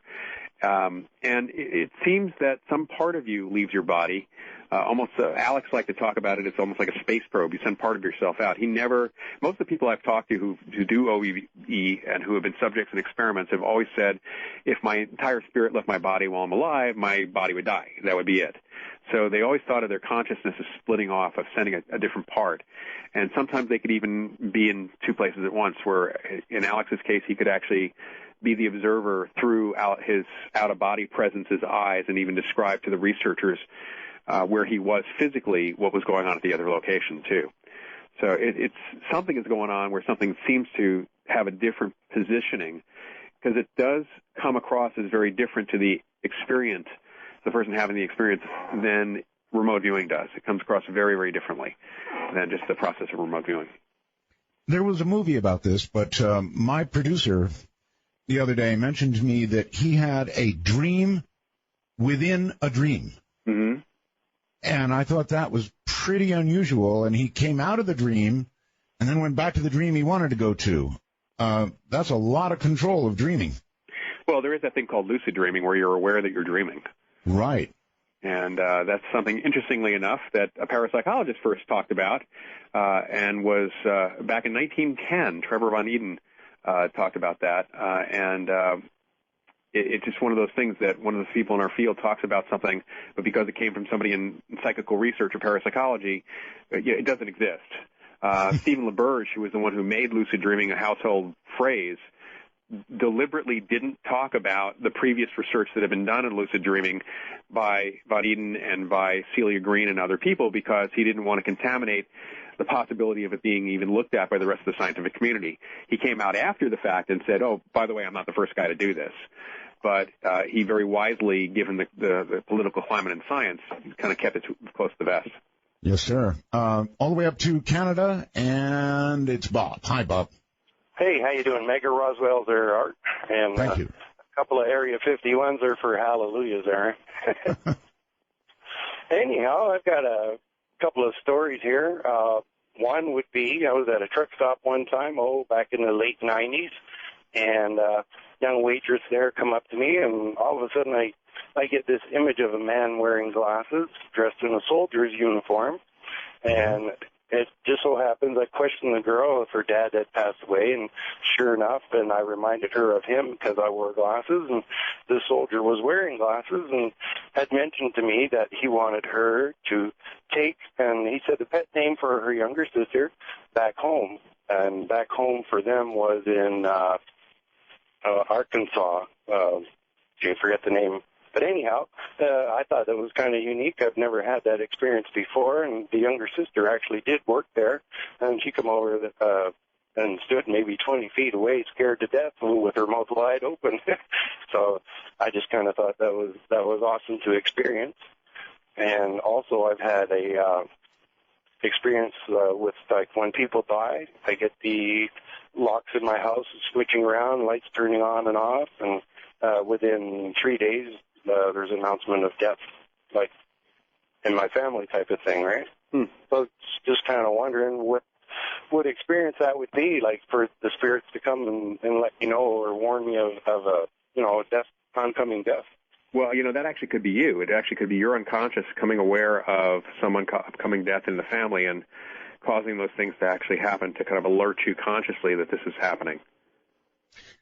Professor, have you ever wondered if people who dream of dying die? Well, I'm sure that it's possible that some people do. We know that people can kind of talk themselves into death, and people can believe themselves into death.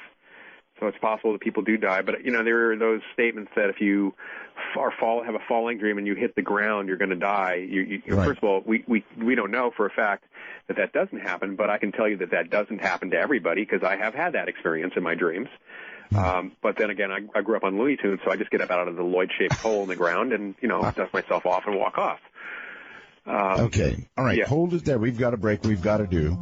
We're coming toward the end of it, actually, but we've still got room for calls. Yesterday, all my troubles seem so far away.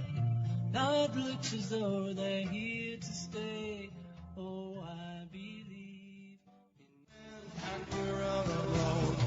Riders on the storm. The Sirius XM Master Switch has been thrown. Skynet is active. Call now before a city you care about disappears behind the Terminator. Save them now by calling 855-REAL-UFO. That's 855-732-5836. Oh, my.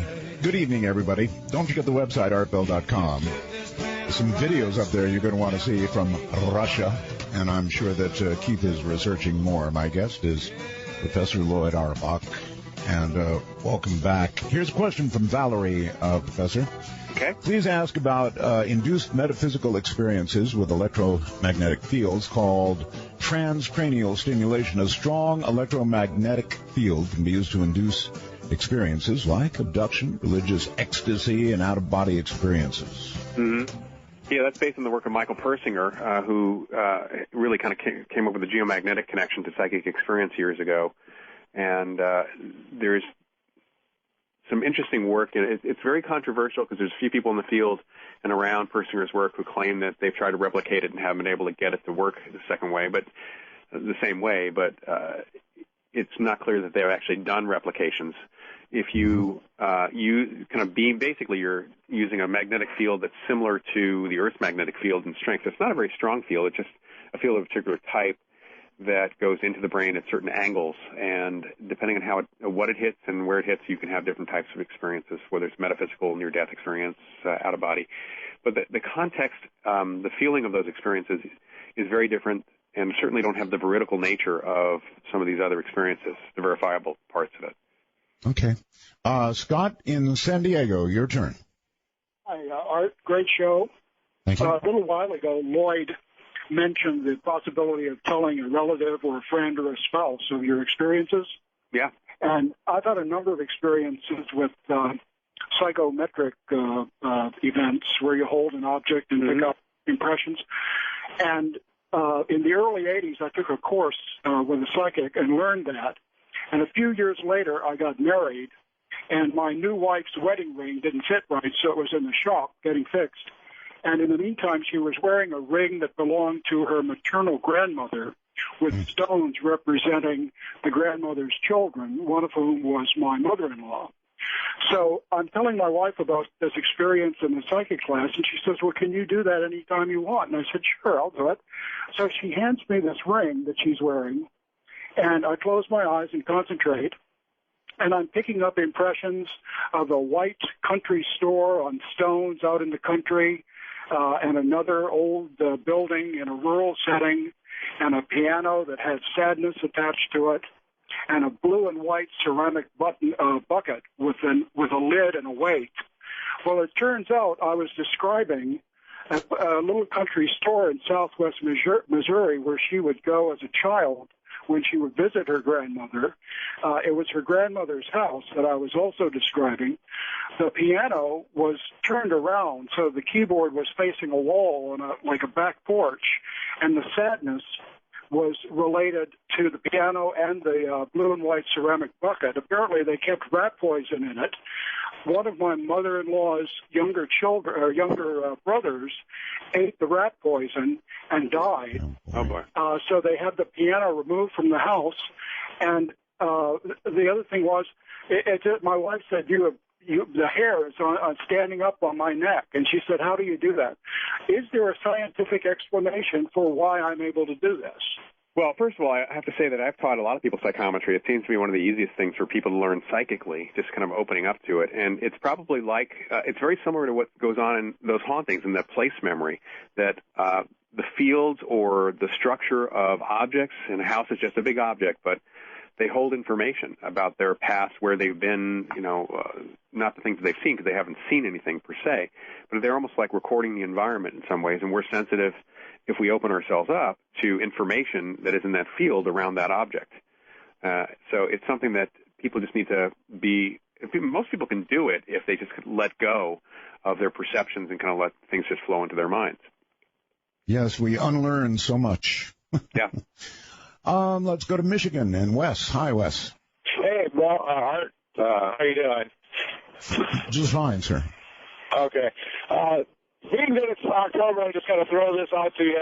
I have that same issue, I guess you'd call it, with the red eyes in the dark, so you're not the only one. I don't like red eyes. Our phone connection is not so good, so got to make it quick. Okay, yeah, real quick, I want to ask your guest if he has had any experience with the double slit experiment, and also if he's experimented with structured water, and I'll take my answer off here. I didn't get the first one. The double slit experiment. Oh, okay, yeah. All right.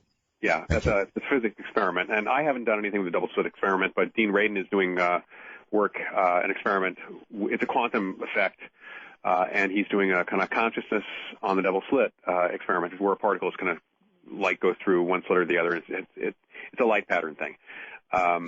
So Radin is doing that. I'm not involved in any of that research at this point. And the other thing, now I forget. the other item he said. I had forgotten too. I thought that was a clear one. I couldn't get structured water. That's it. Yeah, that's it. Yeah. Well, I guess you could say the closest I've come is trying. I'm working on trying to redo Dean Radin's experiment on the structure of chocolate and intention in chocolate. It's kind of the same kind of thing. Emoto's work, which Radin and other folks have replicated, is that changing the chains of molecules in the water so that they are strung together in very specific patterns with different emotional reactions. And there's, it's been replicated, so there's something to it for sure. Okay. Mike in California. Hi. Hello. Hi. Great program tonight, guys. Thank you. Wanted to talk to Lloyd about the importance of grieving and people who don't, and how it can end up destroying their life. Yeah. My mother and father passed within about 3 months of each other.